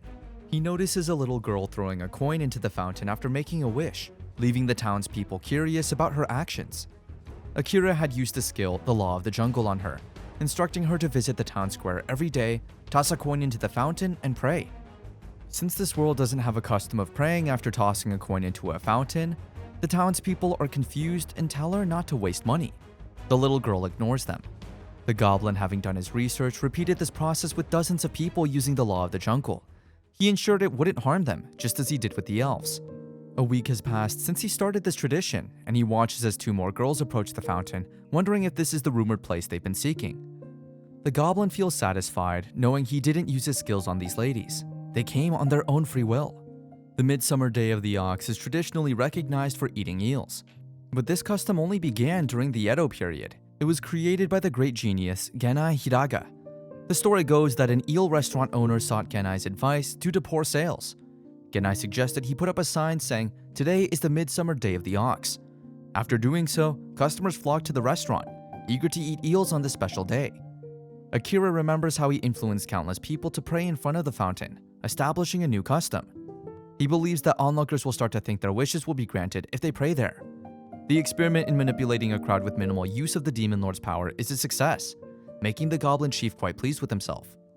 Later, Akira returns to his goblin village, where a great feast awaits them. Karen, who has noticed his late return, welcomes him back. She has stayed in the village thinking the town is too chaotic. Poor Karen has been followed around by everyone in town, constantly asking if she could do something about Echigoya's clothes. Unable to handle it, she's been staying in the village for days, avoiding the town entirely. The Goblin Chief feels sorry for her, and when she asks if he's been setting something up, Akira reassures her it's a countermeasure to prevent such issues in the future. Karen then inquires about Kuroe, who is having a lot of fun at the feast. She notes that the demon girl wasn't like this when she first arrived, as she was consumed by negative emotions like revenge and resentment. Karen explains that people's expressions are like mirrors, and Kuroe learned to smile through her interactions with the goblins. This observation makes Karen point out that Akira's current emotions resemble Kuroe's past ones, which might not be a good sign. Karen then announces to the village that Akira is taking a day off, and everyone encourages him to join the feast. They continue dancing with their village chief, with every goblin thanking him for his efforts. However, before some goblin woman can suggest making babies with him, Kuroe steps in and asks everyone to let him rest for once. Akira looks around at the rest of the goblins and reflects on how desperate he had become to protect them, leading him to think of some foolish ideas. He thanks Karen for pulling him out of that desperation, then starts laughing and having fun. Akira meets up with one of the kids from town who hands him something before heading back. Karen interrupts, asking who the kid is and what was given to him. The Goblin Chief shows her the bag from the kid, and the Lady Knight is puzzled to see it filled with rocks. Akira explains that he asked the kid to collect some pebbles and bring them to him. He assures her that he was merely testing the law of the jungle and won't be acting recklessly like before. The Goblin Chief reflects on how he might have been avoiding using his skill too much, thinking it was best not to rely heavily on the Demon Lord's power. That's why he initially used it in simple ways. Now he is experimenting to find out the limits of his commands. He mentions that his experiments have revealed 2 key aspects of the law of the jungle. First, he can make anyone perform the same action repeatedly. For example, he ordered the girl to pick up pebbles from the roadside, put them in a paper bag, and give it to him. Apparently, she has been doing it for 4 days now, which is quite impressive. The second thing he has discovered is that if someone genuinely can't do something, no matter how hard they try, they won't follow the order. Karen wonders if this applies to taking their own lives, as it might be impossible for some people to do. Akira isn't sure about this theory since he hasn't tested it specifically, but he thinks that committing suicide falls under things they can do.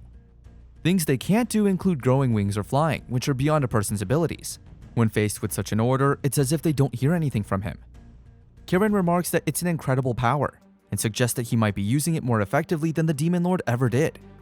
She notes that with this power, he could manipulate an entire country from behind the scenes. The Goblin Chief laughs at this, assuring her he has no such intention. He then apologizes and thanks Karen for repeatedly bringing him back to his senses.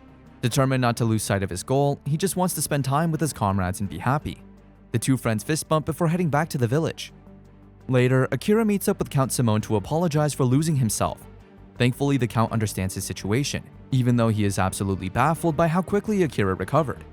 The Goblin tells him that this change happened after Karen scolded him, which makes Simone laugh heartily. Akira then announces that he has a proposal. The Goblin Chief asks if they can create a joint territory halfway between the village and the town, because he needs a place where he can dispatch the goblins peacefully. The Count agrees that it's difficult to protect goblins by law, and Akira mentions that people would become suspicious if the goblins suddenly established a country.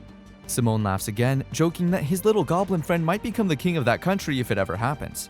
The Goblin replies that he will consider it, but acknowledges that he might have to be the king due to the current instability. Besides Simone, he still doesn't know Prince Albert's true intentions, which makes him a bit nervous. He continues to tell the Count that if they create a joint territory, they can establish equal rights for humans and goblins within certain limits.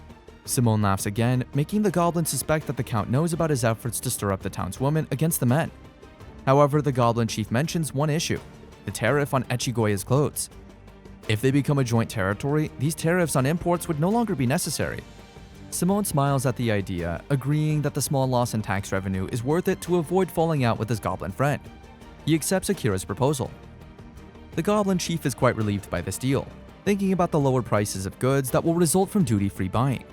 He thanks the Count and decides that he will need more supporters from the town to ensure even more peace. Meanwhile, deep in the forest, a sky dragon lands beside a lake to rest after sustaining a mysterious injury. Prince Albert sits on his horse, gazing towards the forest when one of his knights approaches to report that they've lost sight of the sky dragon. There is concern that it may have entered goblin territory. The prince orders the knight to search up to the edge of the perimeter, being careful not to cross into the goblin's area. As the knight rushes back to the forest, Albert reflects on how unreliable his ability can be at times like these. His unique power allows him to rewind time as if certain events never happened, making it one of the most powerful skills. He used it a lot in his hunt for the Great Demon Lord. However, this ability has its flaws. The first is frequency limits. He can only rewind up to 7 times for the same event or opponent. Mistakes beyond the 8th rewind are permanent and unchangeable. The second flaw is the temporal limit. He can only rewind events that are still ongoing and have occurred within the last 30 minutes. The third flaw is the environmental limit. He cannot rewind events that happened during his absence. It has been half a day since Albert discovered that the opponent he wants to keep Akira from meeting has entered the woods where the goblins live. Thus, his ability cannot erase the fact that the Black Sky Dragon has entered the forest. Albert turns to Saxon, instructing him to intensify surveillance and immediately report any movements from the Demon Marquis and the Spirit Princess. As Saxon departs to carry out these orders, Albert ponders that it's still too early to contact the 3 nobles. He knows the time isn't right since they haven't yet turned Akira into a demon lord. Meanwhile, Tony Weston, the master of the Adventurers Guild, enters the forest to speak with Akira. He has brought along his longtime partner in crime, Villainous, known for his intangible sword. Akira is astonished to see them, unsure why a guildmaster and a skilled warrior would visit him.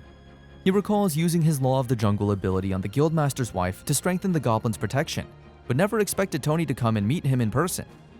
The goblin uses his search eye ability to examine their skills and discovers that Tony has no skills at all, which is surprising. On the other hand, Villainous possesses the rare skill of being a weapon master, making Akira certain that he is no ordinary person. The goblin chief immediately asks what they want from him, and Tony responds by asking if he will allow Villainous to be Echigoya's escort for a while. Akira is shocked by this proposal, especially when Tony specifies that he wants Villainous to escort Echigoya. Tony has heard from the Count that the goblin clothesmaker can resume his dispatches in the joint territory. Tony explains that Villainous is the best swordsman in the guild, and while this endorsement is convincing, Akira still wonders why the guildmaster is bringing this up now. Tony then blurts out the truth, revealing that his wife is a huge fan of Echigoya's brand. He admits that if anything happens to the goblin designer, his wife will be even more upset than she already is. The goblin chief is relieved to see things turn out better than he had hoped. With Echigoya's clothes growing more popular in town, he can easily imagine the uproar from women if the deliveries were stopped. He is scared at the thought of the trouble the men would face if that happened. Akira chuckles at how powerful men still seem vulnerable to the women around them. Many historical tyrants had wives who weren't treated as equals, and Tony, despite his strength, is no exception. He notices Villainous, whose daughter scolded him for failing to protect a goblin despite his pride. Villainous is clearly embarrassed and has a soft spot for his daughter. Akira's apology makes Tony realize the goblin chief isn't as ruthless as he had thought. Tony had expected a cold-hearted figure, but the goblin admits he can get lost in darkness. He agrees to let Echigoya go into town with the escort, seeing it as a good chance to mend human relations. As he heads back to the village, a group of goblin children block his shortcut, insisting he take the longer route for exercise. Their suspiciously enthusiastic promise that there's nothing to worry about makes Akira smile, noting that goblins, especially children, are too honest to hide things well. Certain that the kids are hiding something, Akira asks if they are putting themselves in danger. The children then reveal that a poor creature has collapsed along that route. It's badly beaten and they've already called for someone to heal it. They lead the goblin chief to the creature, and Akira is stunned to find it's a dragon, about the size of a puppy. The kids beg him to save the little dragon, and he immediately uses his powerful healing ability to restore its health. As he examines the dragon, he notices it appears to be a hatchling, wondering why it's here in the goblin village. Using his search eye, he discovers that the dragon has the rare skill of earth-shattering, which is quite astonishing.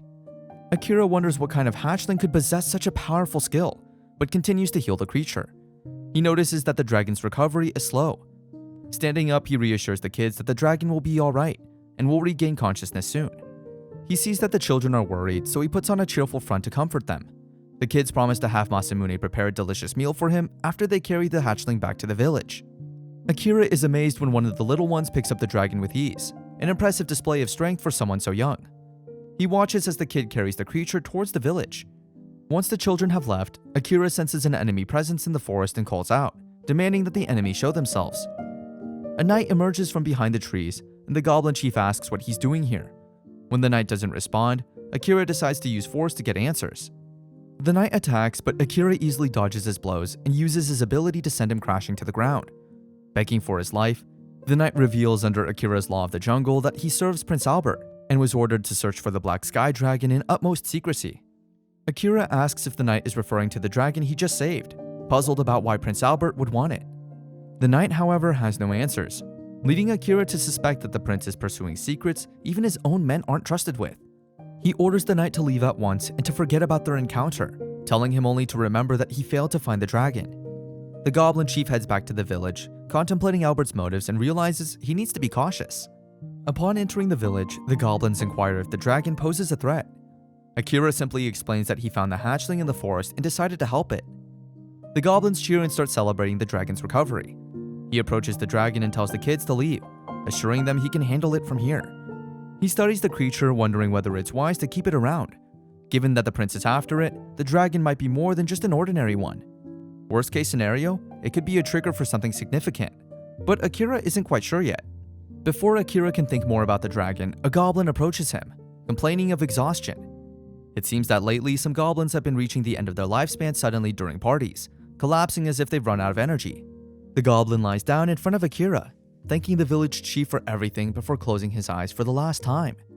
Akira tries to heal him, but is startled when the dragon suddenly flies up. To his shock, it appears the creature has just absorbed the healing skill. The dragon, now flying after eating the healing skill, asks if it wasn't meant for it.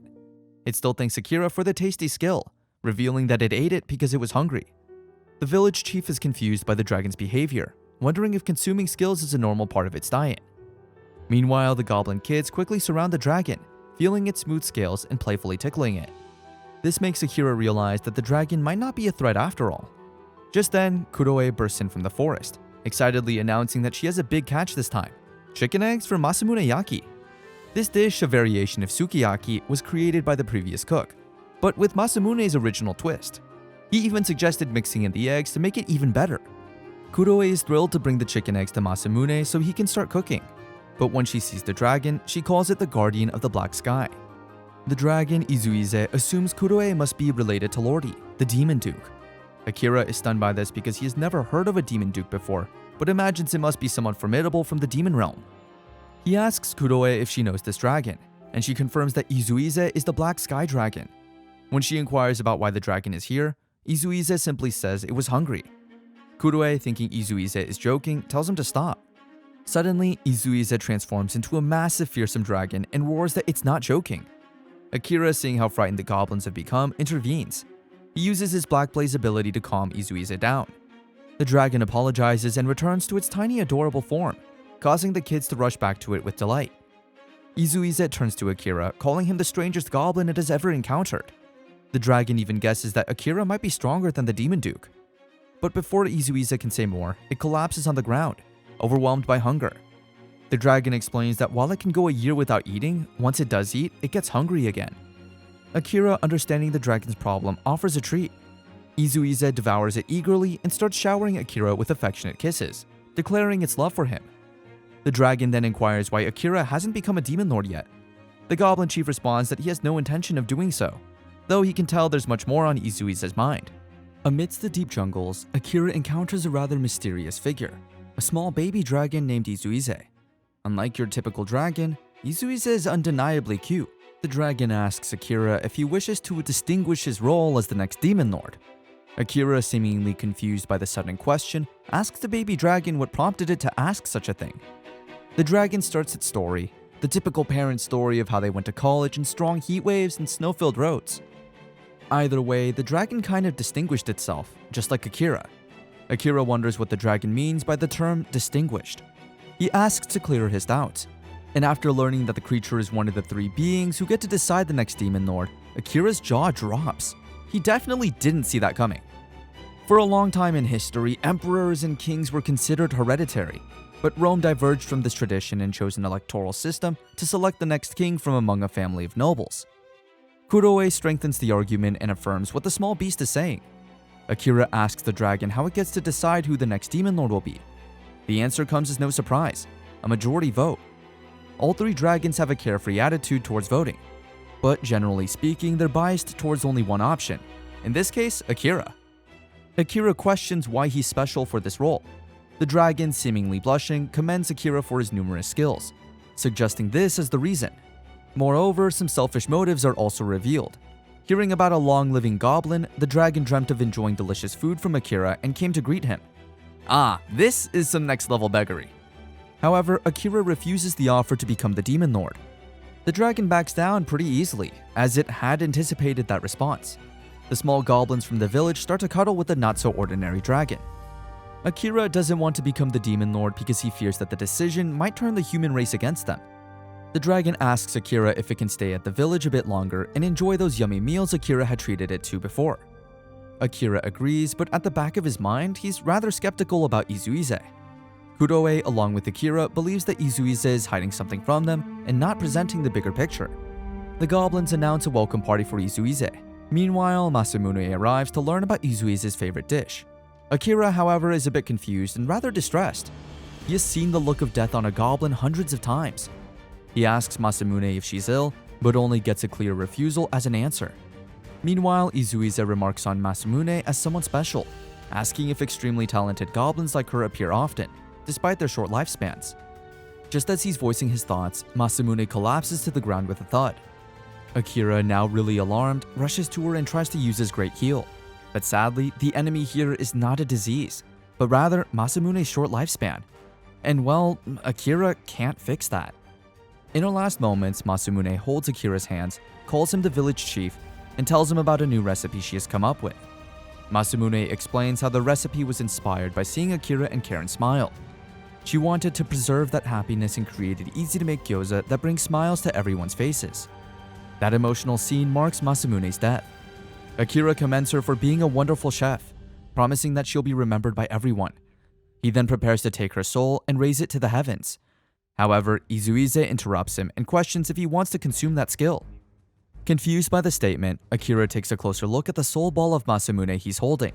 In an interesting turn of events, Masamune reappears right before her dead body. Akira realizes Masamune has been revived with a unique skill named Masamune without being aware of it, and he's just as shocked by the situation as everyone else. Akira is in disbelief. A copy of Masamune stands beside her dead corpse, and it's baffling to everyone. He asks the revived Masamune if she feels any different or if there's anything unusual about her body. Masamune, apart from possessing a new skill, feels the same. Akira observes her with the search eye and finds her unique skill labeled simply as Masamune. Even Masamune herself is unaware of how this skill works or the nature of its power. Intrigued, Masamune heads to the table where all the food ingredients are laid out. She asks the goblins to watch, and her hand moves at lightning speed. It's as if she's a mom in the kitchen, effortlessly preparing meals without any distractions. The goblins and Akira watch in awe as Masamune works her culinary magic, seamlessly combining ingredients to create a new dish. Her skill is extraordinary, and it's clear that whatever this Masamune skill is, she's still the old Masamune. Some goblins approach her asking if she's truly Masamune. She affirms, and this calls for a revival party. Ah, I bet some goblins were hoping for a funeral party. Akira comments that there's nothing wrong with partying and cheering up. Meanwhile, the dragon Izuize exclaims that he has a unique skill that allows him to see the lifespan of individuals with skills. He reveals that compared to the other goblins, Masamune will last much longer, and it will become evident in a few weeks. For now, Masamune won't die. Akira has been closely observing Izuize for a while and senses that the dragon knows more than he's letting on, but chooses to hide the cause behind all this. He remains skeptical but decides to go along with the celebration for now, keeping a watchful eye on both Izuize and Masamune. Akira once again asks the dragon the reason behind all this. Izuize explains that goblins are creatures that can adapt to their environment more skillfully and swiftly than any other. He commends goblins as a race full of potential and possibilities. Izuize then asks Akira what he thinks of the environment and what it truly means. Akira responds with habitat and climates in an interrogative tone. Izuize clears his doubts, mentioning that the environment, from a living point of view, is something that doesn't change. Izuize explains that to the goblins, Akira is something that doesn't change. It's because someone like Akira exists that goblins began to adapt in a direction where they could prolong their lifespans. Akira absorbs the whole scenario, realizing the implications. The dragon continues to commend Akira for his incredible influence, noting that extending the lifespans of other goblins is a feat unheard of before him. Some goblins call out to Akira from a distance.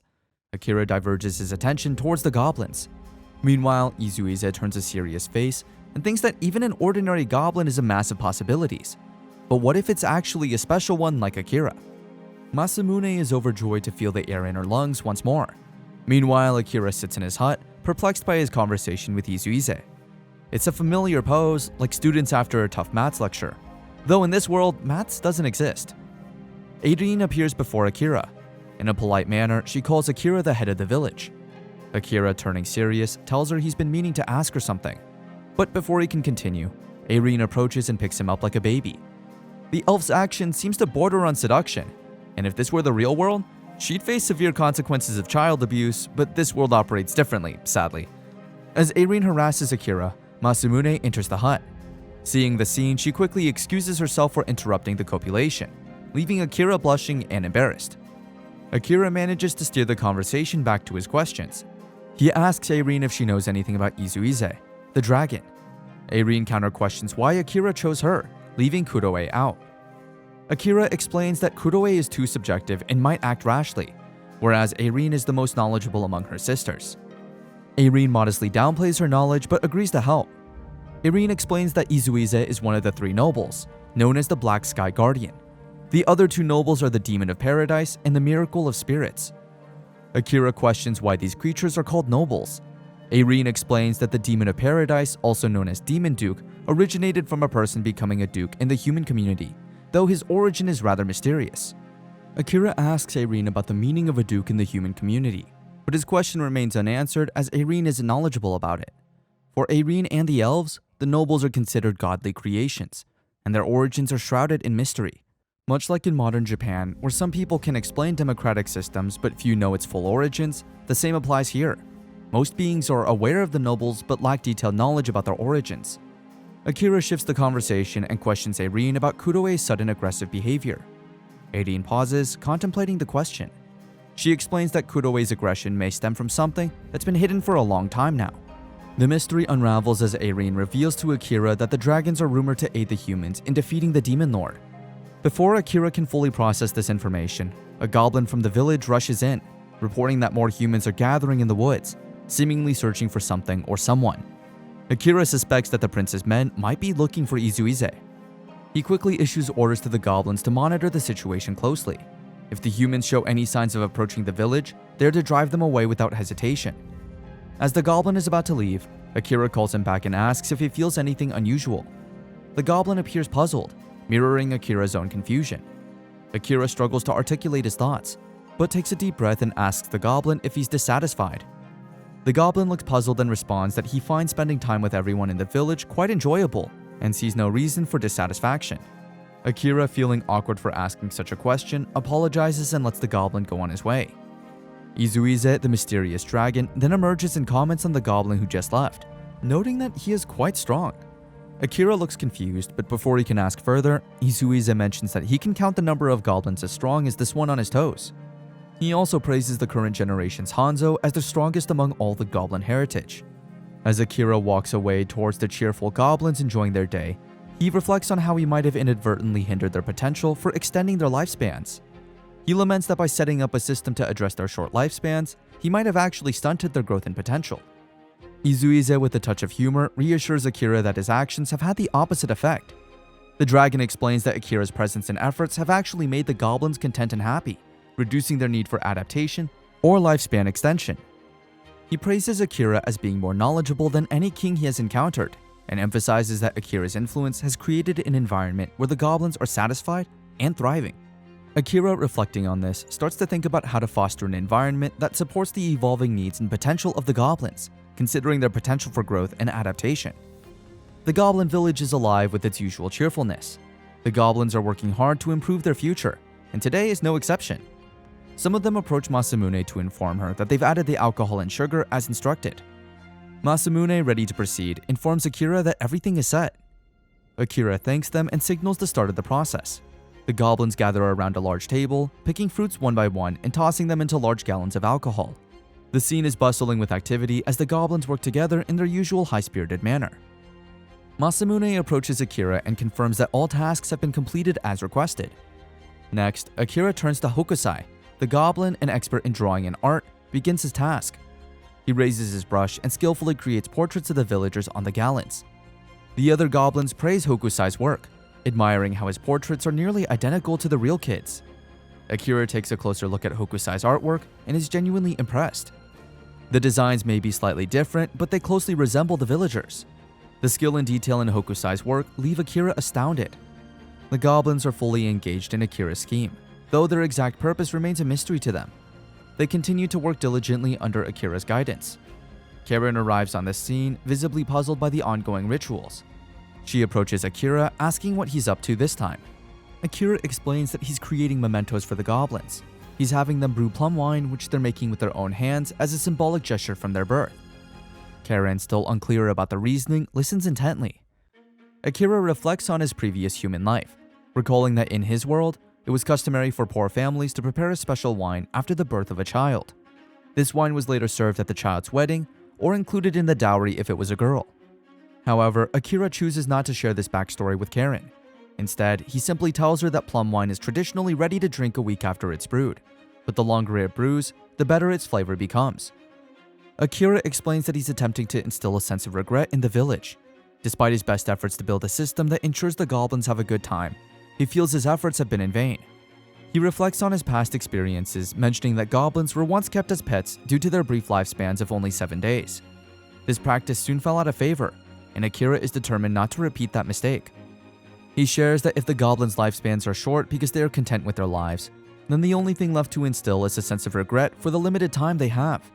He believes that this regret can serve as a catalyst for creating a more fulfilling and meaningful existence for the goblins. Akira demonstrates his point by lifting a goblin who is nearing death and serves him the plum wine brewed at his birth. The goblin expresses his gratitude and enjoyment, though Akira mentions that it would have tasted even better after a day or two of aging. Karen, still concerned, asks if this will be enough to prolong their lifespans. Akira admits that it won't be sufficient on its own, but it's a step toward making their lives more enjoyable. He envisions creating a system that will make the goblins appreciate their happy moments even more. Karen offers her full support and asks if there's anything she can do to help. Akira appreciates her offer and considers the potential impact of her assistance in his efforts to enhance the goblins' lives. As Akira begins to speak, his attention shifts towards the edge of the forest. Karen notices his distraction and asks if something is wrong. Akira quickly apologizes and continues, but his thoughts remain on the disturbance. At the far side of the forest, Akira's clone is engaged in a tense confrontation with a hostile dragon that has just arrived. The clone swiftly reacts, deploying Shadow Clone and utilizing Black Blaze along with a water pillar to subdue the aggressive creature. The intense battle is over quickly as the clone transfers the details of the encounter back to Akira. The situation becomes clearer to Akira. There's a glowing realization about why Izuize had been concealing certain truths and why he hadn't disclosed his injury. The encounter with the hostile dragon sheds light on the possible threats and the complexities that Izuize had been trying to protect Akira from. Masamune approaches Akira with the bowl, asking for his opinions on the taste of the food inside. Akira tastes it and praises it, saying it's excellent. Curious, he inquires how Masamune came up with such a fantastic recipe. Masamune explains that watching everyone make umeshu gave her the idea that food left to sit for a while can develop an enhanced flavor. She then decided to experiment with letting some foodstuff sit for a while, and the result is what Akira is enjoying now. Akira is impressed by Masamune's quick thinking and ingenuity. He commends her, calling her incredible and noting that she's the only one in this generation to come up with such a creative idea. He pats her on the head, making Masamune blush with joy. As Akira reflects on the importance of time, he realizes that even with skill, a lifespan limited to 7 days makes it impossible to prepare dishes that require longer. This insight is why Masamune's generation can only dream of creating something like miso. Meanwhile, the smallest of the 3 angel sisters, Unomiya, is peering at Akira from behind a tree. She starts to run off in desperation, clearly upset. Her sisters wonder what's troubling her. Unomiya seems to be longing for an unfulfilled wish and is behaving like a typical spoiled child. Unomiya runs away, screaming and questioning why Akira is still alive. Her reaction is extreme, and it seems she harbors a deep frustration, perhaps even hoping for a funeral party. Just kidding. Anyway, this is surprising given her previously cheerful attitude, which was actually non-existent. In her haste, Unomiya has a poignant recollection from her past. She remembers a time when she was much younger, playing in a field full of beautiful flowers. There, she found and befriended a small, cute baby dragon. She adored the dragon and loved spending time with it, playing in the fields and splashing water in the river. They shared many happy moments, including flying together on the dragon's back. However, one day, Unomiya arrived at the field with a basket of fruits, only to find her beloved dragon sick and dying. The sight of her friend in such a state was devastating. Despite her heartbreak, she eventually made friends with the demon. But this friend also aged and died, leaving Unomiya with another painful loss. She now feels that everyone she cares about eventually leaves her. As Unomiya runs to the flower field, feeling abandoned, Akira arrives at the scene and asks if everything is alright. He reassures her that her sisters are also worried about her. Unomiya, struggling with her emotions, finally asks Akira when he will die. Her question reveals a deep-seated anxiety about loss and the impermanence of those she cares about. Akira reflects on his unique situation, realizing that his skill and long lifespan may be tied to his strong sentiments and experiences from his previous life. Just as Masamune developed her skill, Akira's longevity might be a product of his reincarnation. He acknowledges that his initial approach to the Goblin village might have been misguided and contemplates the potential for humans to evolve further over 80 years. Akira vows that he doesn't want to be sent off with tears in people's eyes anymore. Instead, he wishes for Unomiya to live a longer life than everyone else, showing his care and desire to see those he cares about thrive and survive. Unomiya, touched by his words but still overwhelmed by her emotions, blushes and runs away again. This girl will never get over running. We see Akira chilling with some chicks in a medieval setting. We've all dreamt of being pampered, nestled in girls' laps, but for us typical humans, such dreams aren't meant to be fulfilled. Two hot girls are kind of fighting over who gets to have Akira on their lap. Meanwhile, an older girl dressed in black steps in and forbids them from continuing to fawn over Akira. She insists that Akira must be tired and need some rest. Plus, it's best for the girls too unless they want to face child abuse charges. An old dude, Simon, sitting on a cozy sofa on the other side of the room, passes a laugh. Simon inquires about Akira's concerns. For a moment, Akira and the old dude communicate telepathically about how the adult playground, meaning the hot chicks, are just gorgeous. Soon after this, the mature minds get down to business. The old dude Simon blames Akira. Our MC Akira had visited the store before and made the two pretty girls fall in love with him. And after that day, he didn't even bother to pay a visit to the store again. What wizardry! Akira exclaims that he's been really busy lately. But Simon, just like the typical old dude in the neighborhood, continues his boring talk and explains what he did to calm the hearts of the ladies in Akira's absence. Akira takes a moment to relax in the cozy area. His head has been burdened with thoughts of what's right and wrong for way too long, and now he just wants to chill out on the lap of some girls who aren't his mother. As Akira is enjoying the moment, he notices a creepy-ass man from afar who's making a very delicate and beautiful girl feel uneasy. It's clear from her expressions that she doesn't belong here and wants to leave, but the man still closes the gap between them and starts to touch her inappropriately.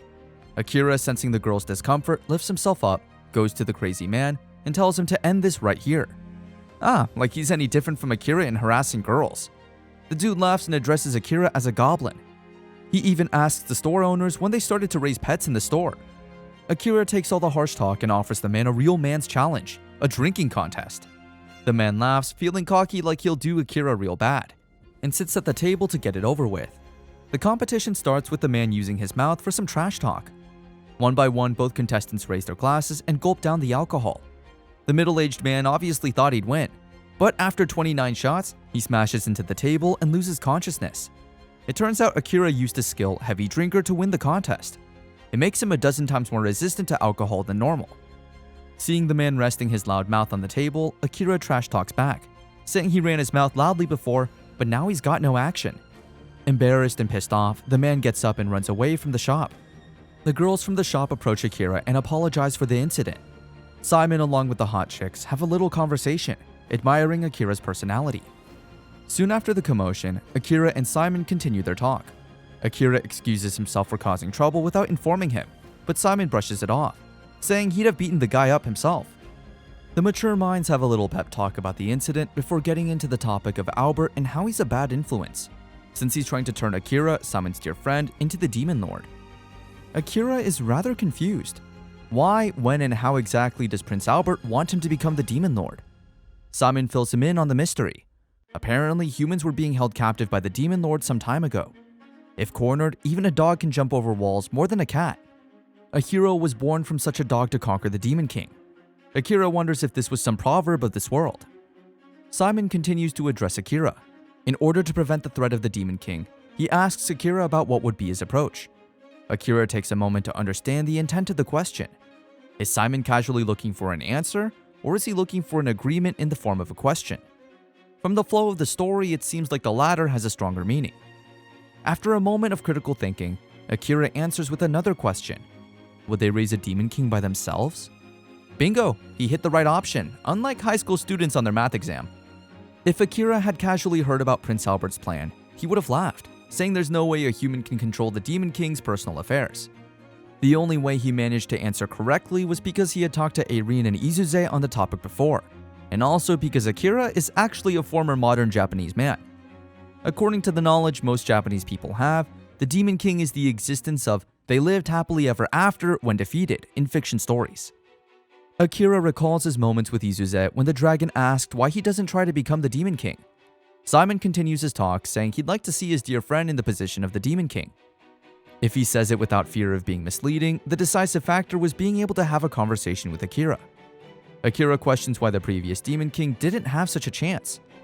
Simon answers, explaining that the previous Demon King wasn't that bad of a man compared to others on the demon side. Akira recollects some past moments, even though his meeting with the Demon King was brief. He understood that the Demon King wasn't a villainous man. After all, he had also saved the elves. Simon chuckles, saying if Akira becomes the Demon King, he'd surely be able to communicate effectively. Moreover, Simon knows that Akira isn't interested in world domination or the extinction of the human race. Simon inquires if Akira thinks becoming a Demon King isn't a bad idea and why he was opposed to it before. A woman from the shop chimes in, saying there's a bad effect of knowing one woman. Does this make any sense? At this point, math formulas make more sense, and Akira is also in the blue here. Simon continues, saying the three nobles are somewhat better. Albert is convinced that these things are good for mankind.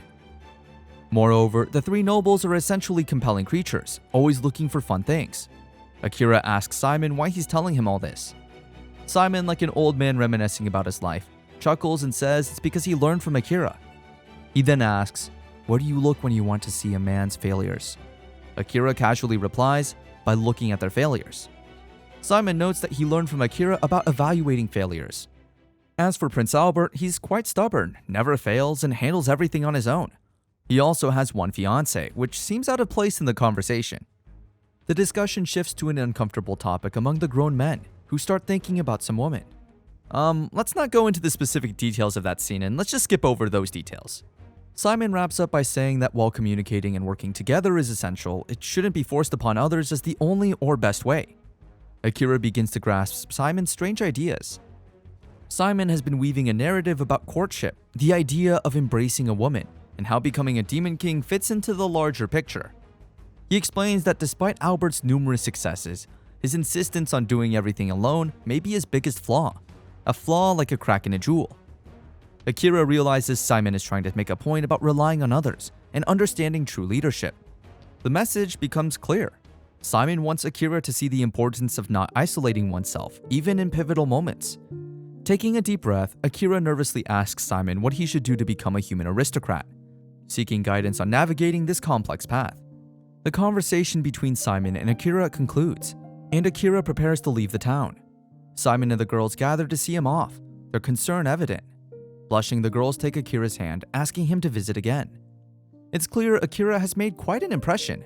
His small stature doesn't seem to deter his charm. I wonder how I, with 6 feet height, don't manage to get a single chick, and how this small creature has more riz than a demigod.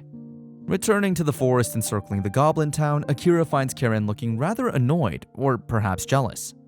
Akira ponders the reasons behind her demeanor, but doesn't delve into it. Karen inquires about what's troubling him, but Akira dismisses it, and they continue walking towards the Goblin town, the atmosphere gradually settling into a more comfortable silence. Akira explains his aspiration to become a human aristocrat. He notes that aristocrats can take various forms depending on the era and the country. Broadly speaking, aristocracy can be divided into two categories, those tied to the land and those tied to the house or bloodline.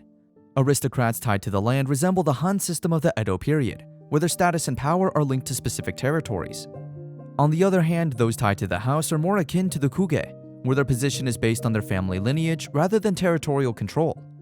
While each family holds an official rank and position, it often has little to do with land ownership. Akira explains that in the world he's reincarnated into, the nobility is tied to land ownership. To become the rightful lord of the Goblin Forest, he must first attain aristocratic status. This means he needs to establish himself as an aristocrat, which is essential to legitimizing his claim to the land. Karen looks puzzled and questions Akira's motives. While she understands that becoming the Demon King would help him better protect everyone, she finds the idea of becoming an aristocrat somewhat confusing.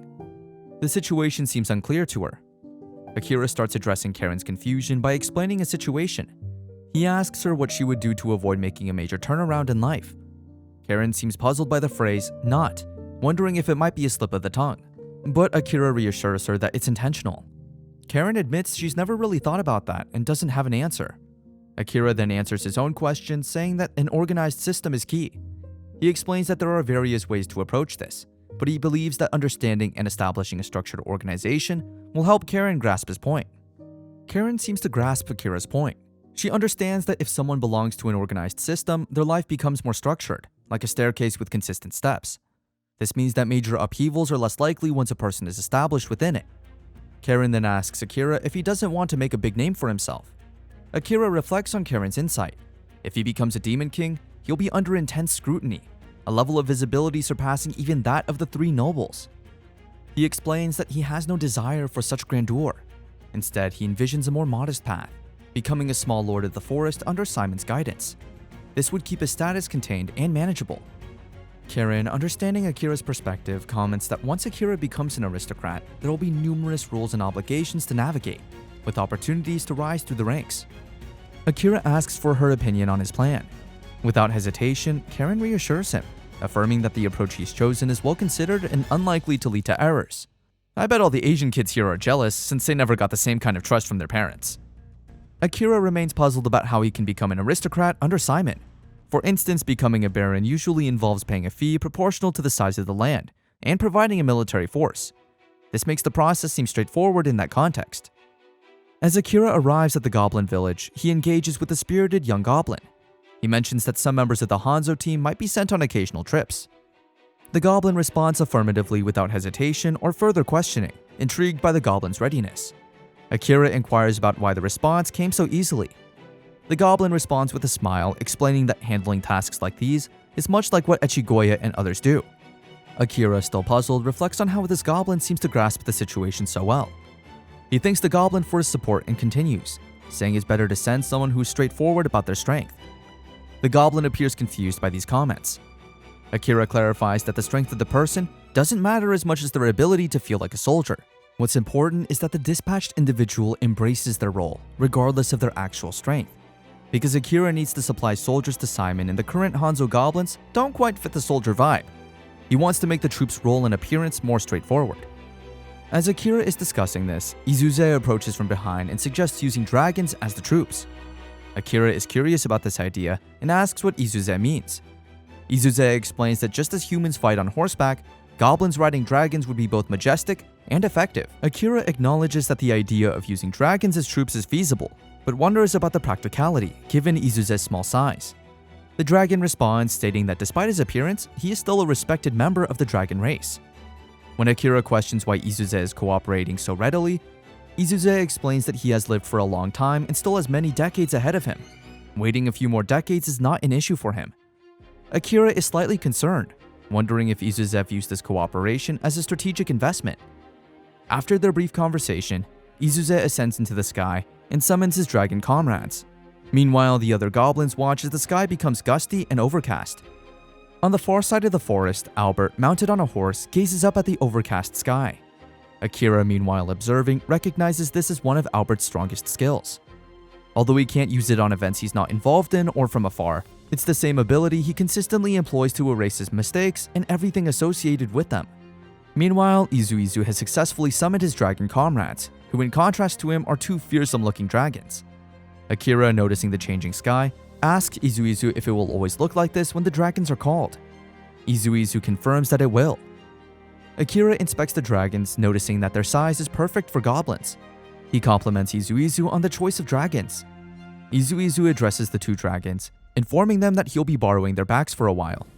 Akira then turns to Hanzo, asking if he can ride the dragon peacefully. Initially hesitant due to the size difference, Hanzo takes cautious steps but soon finds himself enjoying the ride. Karen watches, impressed by Hanzo's ease, partly due to the system Akira has put in place. Akira, with a satisfied expression, uses his levitation ability to give Hanzo a brief training session while riding the dragon. Karen observes that Hanzo handles the situation well, thanks to his combat instincts and the training system. Meanwhile, Izuizu sees the interaction as a teacher-student dynamic, testing and refining their skills. Thank God it's not an Asian parent-son confrontation, where a parent beats the hell out of their son in the name of character development. It's clear that Akira is guiding Hanzo as a master would his disciple. The battle experience they both possess is evident. As Izuizu comments on this dynamic, Akira rushes towards Hanzo, briefly engaging in a friendly match. He then swiftly returns and playfully taps Hanzo's throat with his finger, signaling the end of their match. Both Akira and Hanzo commend each other for their fighting styles and battle sense. Akira takes the opportunity to offer Hanzo some valuable advice, pointing out that unlike a horse, a dragon can use its claws and bite effectively in battle. Hanzo dismounts from the dragon and approaches Karen, eager to hear her feedback. Karen praises him, noting he performed exceptionally well, far better than a typical cavalry. Akira, observing the exchange, appears satisfied. It's almost as if the new goblins have inherited their parents' manners, as evidenced by Hanzo addressing Karen charmingly as Karen-chan. A surprise awaits Akira when Albert emerges from the forest. Albert inquires about Akira's reasons for being here and acknowledges Akira's non-hostility towards the Black Sky Dragon. Akira confirms his stance, and Albert concludes that if nothing else has transpired, then it's all for the best. Akira's unease grows as he reviews the situation. Meanwhile, Hanzo approaches his dragon, asking if it's hungry after the fight. The dragon's mouth waters uncontrollably, leaving Hanzo pondering what such creatures eat. Observing this, Akira decides to step in. He unleashes his blaze strength, and what appears to be a massive ball of light is absorbed by the dragon. This transforms the dragon into a salamander blaze dragon. Akira watches in astonishment as the dragon evolves from the energy he provided. He turns to Izuizu, wondering if the dragon's transformation was a result of absorbing his skill. Izuizu, however, is focused on another concern. Izuizu, with a serious expression, questions Akira about what he has done. Akira, feeling a bit unnerved by the intensity of the small dragon's gaze, explains that he simply fed the dragon a skill, similar to how Izuizu had done before. He asks if he wasn't supposed to do that, while Akira finds the dragon's new form a bit intimidating. He's relieved that Izuizu seems to have control over it. Izuizu, on the other hand, calms down and admires the dragon's transformation, noting how impressive it has become. Izuizu remarks that this might be a historic event. Dragons can usually consume skills, but such a significant transformation is unprecedented. Hanzo turns to the dragon and asks if it feels any different now. The dragon responds not with words but with action, breathing fire confidently to demonstrate its new abilities. Izuizu asks Akira if he can feed the skill to the dragon again. Akira complies, but this time it doesn't seem to affect the dragon. He then turns to the other dragon and feeds it a lightning attack skill. Just like the previous dragon, this one evolves as well, transforming into a lightning dragon. Akira attempts to feed the dragons another skill, but they appear uninterested. Hanzo suggests that the dragons might be full. Observing the fire-breathing dragon, it's clear that it has developed a strong attachment to Hanzo, as it seems to follow him closely. Karen asks Akira if he was able to evolve Kuroe's and Hanzo's skills before. Akira confirms that he was. He explains that giving someone the same skill they already possess effectively enhances it. For example, Hanzo, who previously had a clone skill, was given another clone skill by Akira. This resulted in his clone skill evolving into a shadow clone. Similarly, goblins can also inherit and benefit from these enhanced skills. Akira suddenly has a brilliant idea. He decides to feed the dragons an enhanced skill. Turning to the Thunder Dragon, Akira calls forth his enhanced Thunder Impact skill, which was left behind by the previous Hanzo. The dragon engulfs the skill and a massive spark of lightning erupts, plunging everyone into the shadows. On their way back to the forest, Kyanus suddenly thanks Ichigoya, surprising the little goblin. His guard explains that he is grateful for the clothes Ichigoya made for his daughter. as it seems the warrior's daughter loves the goblin's design just like the other town woman. The designer goblin laughs, saying it's no problem at all because Villainous has always been a help.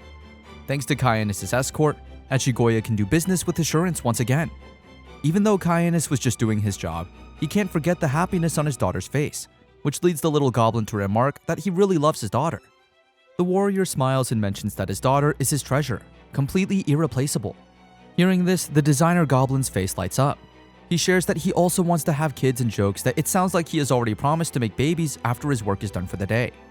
He suddenly asks the warrior if it's time for his daughter to have babies too, which shocks Villainous. The little goblin then asks the warrior to make his daughter marry him so they can make kids together. Well, that took a drastic turn. Before Villainous can react to the goblin's remarks, a pack of dragons appear out of nowhere. The warrior quickly hides the goblin behind his back. They are both confused and realize that talking their way out isn't an option.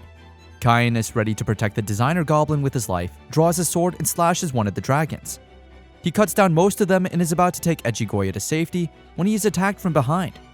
A mysterious person with a scary smile commends the warrior for fighting well for a human, then knocks him down, leaving the little goblin defenseless. Echigoya is too scared to move and tries to plead with the mysterious villain to let him go, mentioning his promise to make babies today. Why is he even talking about making babies in such a situation? The villain, however, picks him up and throws him down to the ground again. Back at the goblin village, Akira and the rest of the goblins marvel at the size of the large dragons, which seem to be growing without stopping. Akira uses Search Eye but finds that none of the new dragons possess any skills, which he finds strange. It appears that the dragons haven't eaten anything, and Akira wants to conduct more tests, but he knows that if the dragons are full, there's nothing he can do. He and Karen decide they can't force the dragons to eat anyway, so they call it a day. As they wrap up, Akira can't shake off the odd feeling about the dragons' rapid growth and their lack of skills. He makes a mental note to investigate further tomorrow. Suddenly, one of the kids asks the dragon if they want to take a bath. After a bit of hesitation, they leave when Izuize confirms that they'll be okay with water. Akira then turns to Hanzo, bringing up the demonstration that was mentioned at noon. It needs to happen as soon as possible, with plans to follow the humans and go with them first thing in the morning. The fighter goblin agrees to the plan as the chief explains it will be a mock battle, so nothing too serious. Hanzo has no problems facing anyone but is worried about getting home soon. He promised to make some babies after the next day's battle. Akira, not pleased with Hanzo's concerns, calls it another death flag. He has had this conversation with the little goblin many times before. Suddenly, the village chief becomes quiet as he gets a notification from the forest. He quickly runs away, leaving the village in Hanzo's care. This notification is from a skill that allows him to send or receive alerts under certain conditions. Despite Villainous being Echigoya's escort, the chief cast a skill on the designer goblin, which just notified him. He is worried about Echigoya's safety and prays as he rushes towards the signal. The village chief finally arrives at the scene to find Echigoya standing above Villainous' unconscious body, with dead dragons surrounding them. Clearing a path through the chaos, he feels relieved to see the designer goblin. Echigoya is overjoyed to see his chief and is reassured to hear that Villainous is still breathing and will be alright.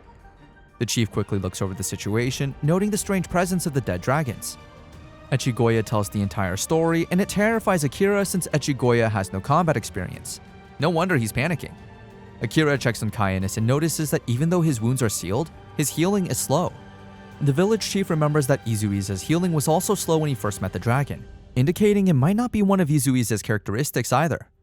Meanwhile, Karen is trying to get the goblin villagers out of harm's way as the mysterious villain starts attacking the village. Hanzo, of course, tries to defend his people, but the stranger soon defeats him, leaving him on the ground, looking more dead than alive. The villain turns to look for something while the villagers stare at Hanzo's motionless body. Kuroe cries out for him, remembering their promise to make babies together. Kuroe remembers thanking Hanzo for being her knight in shining armor a few days back, while he complimented her for looking like a princess. He said he only looked like a knight because of her. He believed that the village chief picked the perfect role for her, and he really wanted to be her knight again. Suddenly, she remembered something a princess wants her knight to do, and ran out of there. She headed straight to an abandoned house deep in the forest, and was bringing something back when she ran into Akira. The village chief mentioned that she had been gone for 3 days, and asked where she had been. Kuroe explained she went searching for something, which made the goblin chief scold her for leaving on her own. She ignored his words and asked about Hanzo. She found out that the previous Hanzo had passed away and was buried outside the village. 3 days was too short a time to lose a goblin. In the present, she watches the new Hanzo defend her from the mysterious villain, just like a knight. This brings back all her happy memories. Hanzo tells her to run away while he handles everything. As Kuroe hesitates, memories flood back at the old Hanzo, who always stood by her side and made her feel like a princess. She recalls his kindness and strength, feeling a mix of sadness and gratitude for Hanzo's bravery. Kuroe really wants to fight but doesn't have much of a choice due to her injuries. Meanwhile, Hanzo realizes they need to buy some time since the village chief is out of action. He uses his special skills to create clones of himself, and they all attack the stranger in the black hood. The stranger seems to be using tricks to save themselves. At this moment, Kuroe calls out to Hanzo, wanting him to take her sword. She says it's normal for a princess to give her knight a sword. Hanzo grabs the sword and turns to face the villain.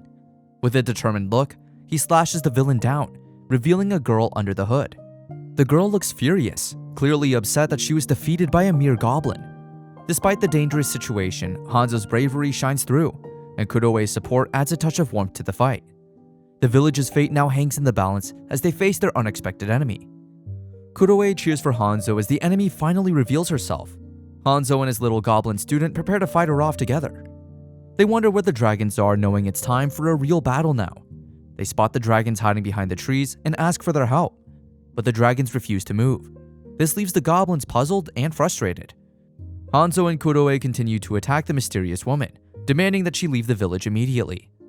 Despite their constant demands, she remains firmly in place, unwilling to budge. Determined to protect their home, the goblins keep attacking. Hanzo uses his special skills to create more clones of himself, increasing their numbers in the battle. The mysterious woman looks increasingly annoyed but stands her ground. The goblins get ready for their final attack on the enemy, but they can't defeat her. She is too strong and uses magic to block their blows. The enemy woman praises the goblins for their strength, saying she won't kill them as a reward. Then she cuts down one of the Hanzos, who is lying on the ground, injured. Kuroe is upset by this. The enemy woman, interested in Hanzo's special power, wonders if it's a unique skill. She then says she will only ask once where the kid is. It becomes clear that she has caused all this chaos searching for a child. The goblins are confused and worried, realizing that the woman's destruction is all because she is looking for this kid. The battle continues as they try to protect their home and understand why the enemy is searching for the child. Kuroe is too angry to answer the enemy's questions. She charges straight at the villain, ready to punch her in the face. But just before she can strike, the villain freezes her in place. Kuroe is bewildered, unable to move. It's clear that the villain has used her magic to trap her. At this point, the enemy woman is exhausted and decides to direct her questions to someone else. As the villain prepares to hurt Kuroe, Aideen steps out from behind the trees. She tells Kuroe to hurry up and run while she takes care of the enemy. Aideen's sudden appearance surprises everyone. With renewed hope, Kuroe tries to move, but she's still frozen. Kuroe refuses to run away from the fight. She's ready to finish the enemy, but the mysterious woman hits her, sending Kuroe to the ground. The woman, annoyed by Kuroe's comments, puts her black hood back on and smiles, saying Kuro's time is up. The villain seems determined with the delays and decides to search for the child herself after dealing with Kuro. Just as she is about to finish Kuro, ice begins forming all around her. The enemy looks back and sees the goblin chief standing there, using his magic to create the ice barrier. Izuize, the dragon, calls out for its mama, adding to the chaos. However, the sudden ice trap and the goblin chief's arrival bring a glimmer of hope. The mysterious woman and Akira face each other as the goblin chief uses his search eye ability to discover she has the rare skill of creation of heaven and earth. Akira tells her that it is their village and demands she leave immediately. The enemy woman finds it arrogant for a mere goblin to speak like this. Akira insists it's a formal demand and warns that if she doesn't leave, he will use force. Seeing she isn't moving, Akira creates clones of himself and uses his Black Blaze attack. The woman easily blocks his attack, surprising him. Though he expected his Black Blaze might be blocked, he quickly thinks of another plan. Akira decides to use his alchemy skill. The mysterious woman comments on his arrogance as she successfully blocks this attack too. Despite the challenges, Akira remains determined, ready to fight for his village and protect his people from this powerful enemy. The village chief Akira uses his ability to condense, landing powerful blows on the mysterious woman. This only makes her more annoyed. In her frustration, she leaves an opening, which Akira immediately takes advantage of to attack her. However, it turns out she was setting a trap. She easily slips out of his grip, and the woman remains frustrated, finding this goblin even more troublesome than the last one. Akira is curious and asks if she knew the previous goblin. She dismisses him, saying she doesn't know that weakling. Akira suspects she knows more than she's letting on. As the fight continues, Akira wonders if he can win under these conditions. At that moment, Izuize appears and calls out for its mama. This confuses Akira, who wonders what the dragon means by mama. The dragon asks the village chief why he's here. Akira explains that he used a shadow clone earlier. He adds that if dragons keep attacking like this, he'll start to suspect something is wrong. The mysterious woman turns her attention to Izuize, questioning if the dragon is embarrassed to side with the goblin. Before Izuize can respond, she punches the little dragon hard, injuring him. She picks him up and calls him a pathetic child. In response, Akira unleashes a powerful storm to deal with the woman. She comments that it's like a parent lecturing their kid. Meanwhile, the rest of the goblins have already started a feast. This surprises the woman, who is puzzled about how they can enjoy a banquet right after being attacked by a stranger. Akira explains to the woman that goblins can't handle sadness because it stops them from moving. Time keeps going for them, even if they are sad. Instead, goblins always stay cheerful, eating, drinking, and making babies. The woman is surprised that they all behave this way. Akira, still angry, tells her that he would be mad if he were in their place. The village chief finally demands to know who she is and what she is doing in their village. The woman stares at Akira after he asks his questions, and simply says she was chasing Izuize. This confuses the village chief, who wonders why she was after the little dragon. It becomes clear to the woman that Izuize hasn't shared anything with them. Akira adds that Izuize kept avoiding the questions, which makes the woman turn back to the dragon and start beating him up even more. Akira watches with patience until Hanzo approaches him, asking if Izuize is okay. The chief reassures him that Izuize is fine and that it's just his mother scolding him. Before they can talk more, the goblins rush towards the dragon, ready to scold him as well. Akira stops them, saying he still can't fully trust the strange woman. The goblins then start talking to the dragon instead, teasing the little dragon about getting beaten up by its mom. The dragon's mother returns to Akira, commenting on how her child is always like this. However, the village chief has more pressing questions. He starts by asking who she really is. The woman replies that she doesn't have a name. She explains that her skill is the creation of heaven and earth. Akira already knows about her skill, which surprises her. She wonders if he has the search eye ability, clearly finding it unusual for a goblin to have such powers. She continues to tell him that every time she dies, her skill activates and she creates a new creature. When this happens, she reincarnates as a completely new species. As the ancestor of that species, it is her duty to give birth to more of them. Akira is shocked as he tries to understand her words. He begins to realize that she might be one of the first existences, someone who gave birth to the world. She remembers the first time she died when she created the heavens. The next time she created the earth. After countless deaths, the world took shape, and she started reincarnating as different life forms. Each time she dies, she creates a new species and continues to do so while she lives in that form. When she dies again, her skill activates, and she creates more new species. The village chief thinks this sounds like a myth, recalling the Japanese myth where Izanagi gave birth to 3 gods, one from his right eye, one from his left eye, and one from his nose. He says she seems like a god, but the woman doesn't see it that way. She feels more like an angel, thinking that her role is more about giving life than being an all-powerful being. Akira asks if a god created the creation of heaven and earth, and if she is currently a dragon. The woman confirms that she is indeed a dragon. She adds that she doesn't know which species she will become if she dies again. It seems that whatever she feels is lacking in her current life will influence her rebirth. The village chief realizes this is why she is a mother. He understands that if her words are true, then Izuize can't rebel, no matter how old he gets. Kids just can't go against their parents no matter what. Now that he understands her role, the chief asks why she's been chasing Izuize. She inquires if the little dragon offered him the chance to become a demon lord. Akira remembers that Izuize did make such an offer. The woman explains that this happened about 200 years ago when Izuize fought a powerful being named Cassilis. The village chief is puzzled, not knowing who Cassilis is, which makes sense for a goblin. The woman explains that he would have known if he were human.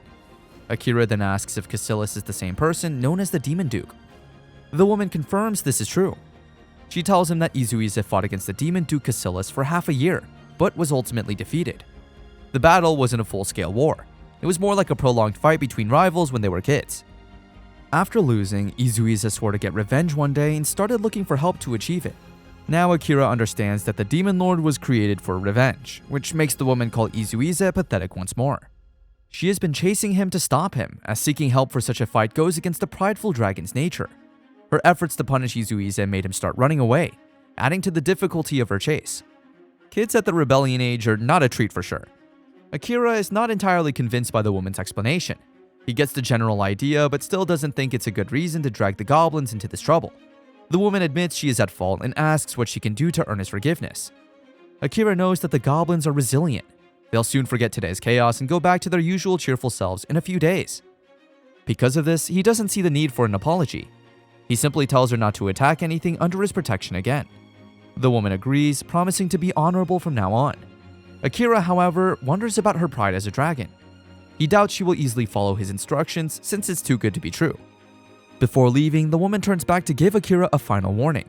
She tells him she's heard rumors about the Goblin Lord and that living beings need to be around others of their level. If not, they end up affecting those around them. Her warning confuses Akira, and before he can ask for clarifications, Karen arrives, saying there's a messenger from the Count. Akira decides to leave with her, and the strange woman chooses to leave as well. As the Dragon Mother watches the Goblin Chief depart, Izuize asks what's wrong. She thinks the child doesn't realize that for living beings, being slightly below their true strength is the happiest position. If their power is too high, it's often not useful. However, if it's too low, it attracts troublemakers like Izuize.